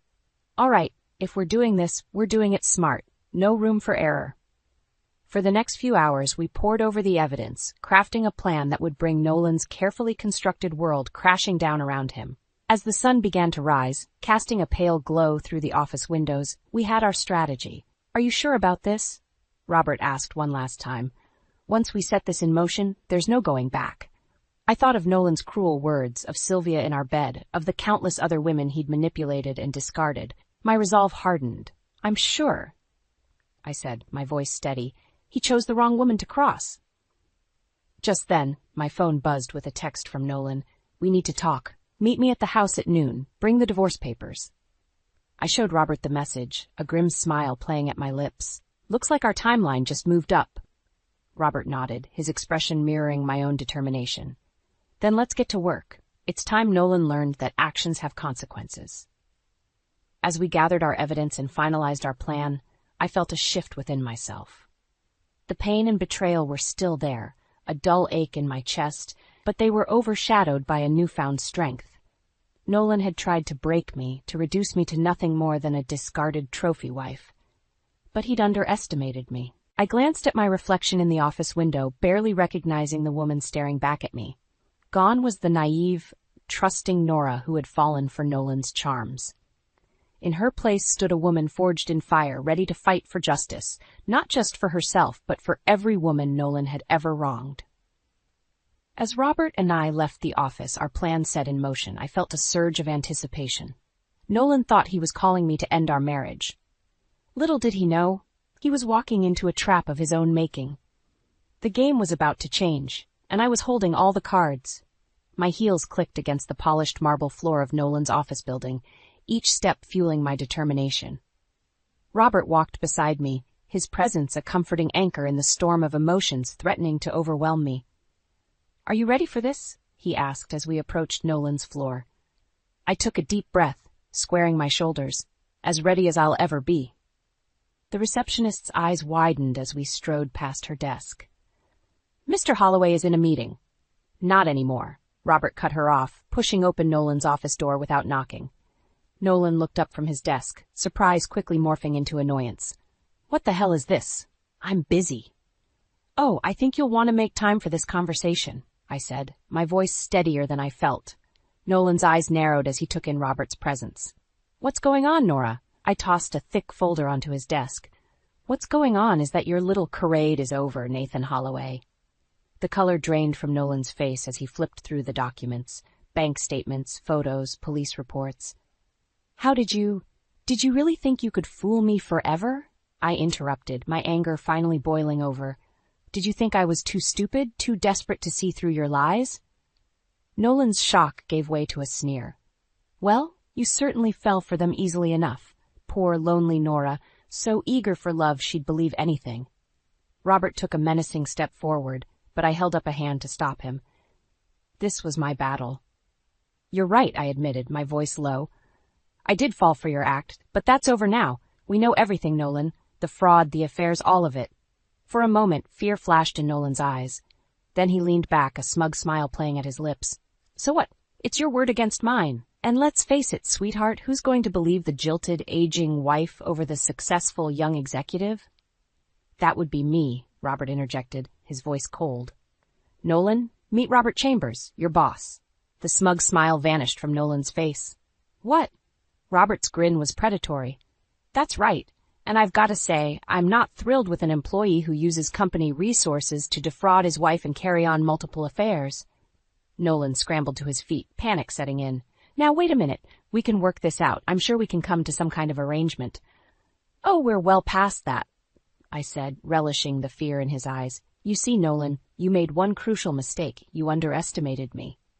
I pulled out my phone, playing a recording of Nolan's earlier confession. His face crumpled as he realized the depth of his predicament. "Here's what's going to happen," Robert said, his tone leaving no room for argument. "You're going to sign these papers, admitting to your fraud and agreeing to a very generous divorce settlement for Nora. Then you're going to quietly resign and never show your face in this industry again." Nolan's eyes darted between us, searching for an escape. Finding none, he slumped in defeat. "And if I refuse?" I leaned in close, my voice barely above a whisper. "Then we take everything to the police. Your choice, Nathan." With shaking hands, Nolan signed the papers. As Robert led him out to process his resignation, I stayed behind, surveying the office that had been the center of so many of Nolan's lies. A photo on his desk caught my eye, Nolan and I on our wedding day, both smiling brightly at the camera. I picked it up, studying the woman I used to be. She seemed so naive, so trusting. The sound of the door opening made me turn. Nolan stood there, defeated and small. "Why?" I asked, the question that had haunted me for months finally escaping my lips. "Why did you do it?" Nolan shrugged, unable to meet my eyes. "Because I could. Because it was easy." I set the photo face down on his desk. "Well, I hope it was worth it." As I walked out of his office for the last time, I felt a weight lift from my shoulders. The battle wasn't over. I knew Nolan wouldn't go down without a fight, but for the first time in months, I felt like I could breathe again. Little did I know, Nolan had one last desperate move to make, one that would push me to my very limits and test everything I thought I knew about myself. The shrill ring of my phone pierced the quiet of my apartment. Robert's name flashed on the screen. "Nora, he's on his way." Robert's voice was urgent. "Our source at his hotel says Nolan just left in a rage. He's coming for the evidence." My heart raced as I sprang into action. "I'm on it. Are you close?" 10 minutes out. Be careful, Nora. He's desperate." I hung up and rushed to gather the damning files we'd collected. Just as I was shoving them into my bag, I heard the screech of tires outside. Peering through the curtains, I saw Nolan's car haphazardly parked across my driveway. Panic surged through me as I realized I was trapped. I dialed 911, my fingers trembling. 911. "What's your emergency?" Before I could respond, a thunderous crash echoed through the house. Nolan had broken down the door. "Help," I whispered into the phone. "He's here." I dropped the phone, leaving the line open, and grabbed the heaviest object within reach, a crystal vase, a wedding gift from Nolan's parents. Bitter irony. Nolan's footsteps pounded up the stairs. "Nora," he bellowed. "Where are you, you conniving bitch?" I pressed myself against the wall beside the bedroom door, vase raised, heart hammering in my chest. Nolan burst in, wild-eyed and disheveled.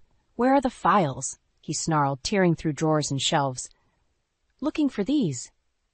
I stepped into view, clutching my bag. He whirled around, his face contorted with rage. Give them to me. Now. Or what, Nolan?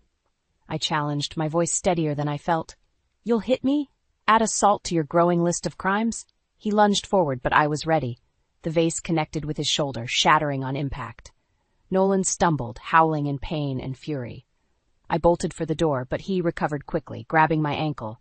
I crashed to the floor, the contents of my bag spilling everywhere.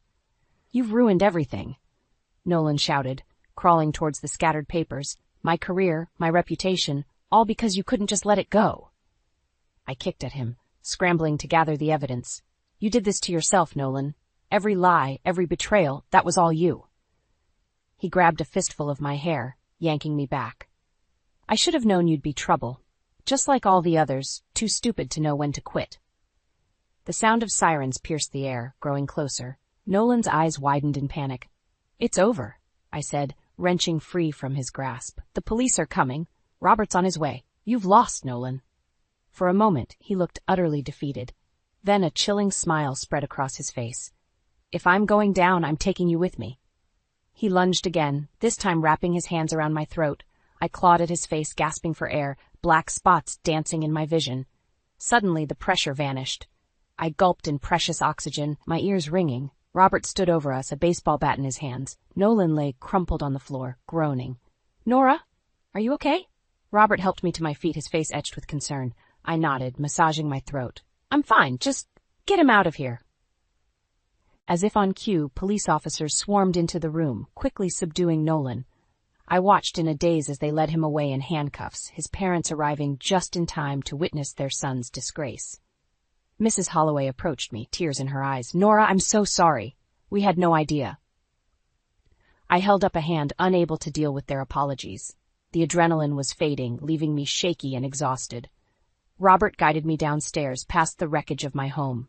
As we stepped outside, I was blinded by flashing lights and a sea of curious neighbors.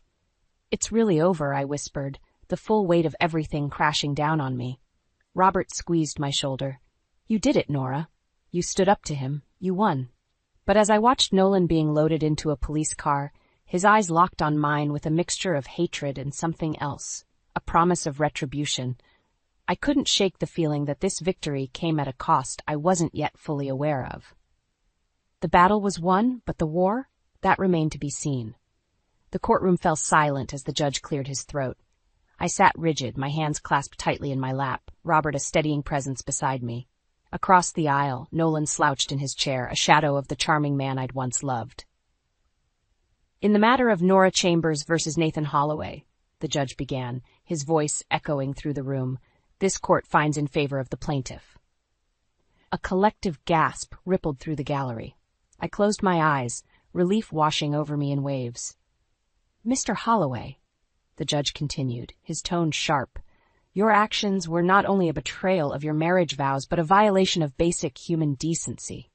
This court orders you to pay Mrs. Chambers alimony in the amount of $5,000 per month for the next 10 years, as well as covering all legal fees associated with this case.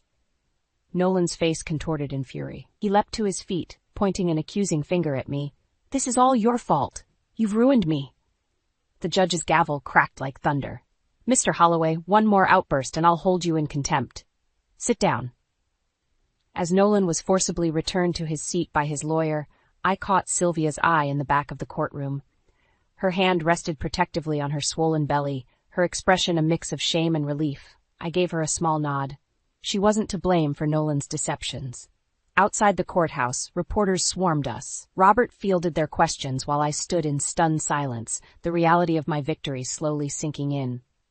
Nora, a familiar voice called out. I turned to see Hector, my favorite customer from the bookstore, pushing through the crowd. I heard what happened. Are you okay? His genuine concern brought tears to my eyes. I am now, I said, surprising myself by reaching for his hand. The next few months passed in a blur. Nolan's affair and fraudulent activities became front-page news, leading to his termination and public humiliation. His parents, horrified by the extent of his deceptions, cut ties with him. Last I heard, he'd left town, penniless and alone. Sylvia reached out to me, apologizing profusely. We met for coffee, and I was surprised to find myself comforting her. He fooled us both, I told her, but we're stronger than his lies. As the dust settled, I threw myself into rebuilding my life. The bookstore thrived, becoming a sanctuary for other women healing from betrayal. I started a support group, sharing my story and helping others find their strength. And then there was Hector. Our friendship blossomed slowly, cautiously into something more. He was patient, kind, everything Nolan wasn't. For the first time in years, I felt truly seen and valued. On a crisp autumn evening a year after the trial, Hector and I strolled through the park near my home. The setting sun painted the sky in brilliant oranges and pinks, a fitting backdrop for the peace I felt. "You know," Hector said, squeezing my hand, "I'm in awe of you, Nora. After everything you've been through, you're still so open, so loving. You're the strongest person I know." I stopped, turning to face him. I couldn't have done it without you, without Robert, without everyone who supported me. I learned that true strength comes from vulnerability, from letting people in. Hector's eyes shone with emotion. "I love you, Nora. You know that, right?" My heart swelled. "I love you too, Hector, and for the first time in my life, I'm not afraid to say it." As we continued our walk, hand in hand, I reflected on the journey that had brought me here. The pain, the betrayal, the fight for justice, it had all shaped me into the woman I was now. A woman who knew her worth, who refused to be defined by someone else's lies. Nolan had tried to break me, but instead, he'd forged me into something unbreakable. I was no longer the naive, trusting Nora who had fallen for his charms. I was stronger, wiser, and finally, truly happy. The sweet taste of had faded, replaced by something far more satisfying.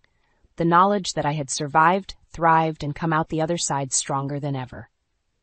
As Hector and I walked towards our future together, I knew that whatever challenges lay ahead, I was ready to face them, not alone, but surrounded by love, support, and the unshakable belief in my own resilience. The end was just the beginning, and I couldn't wait to see what came next.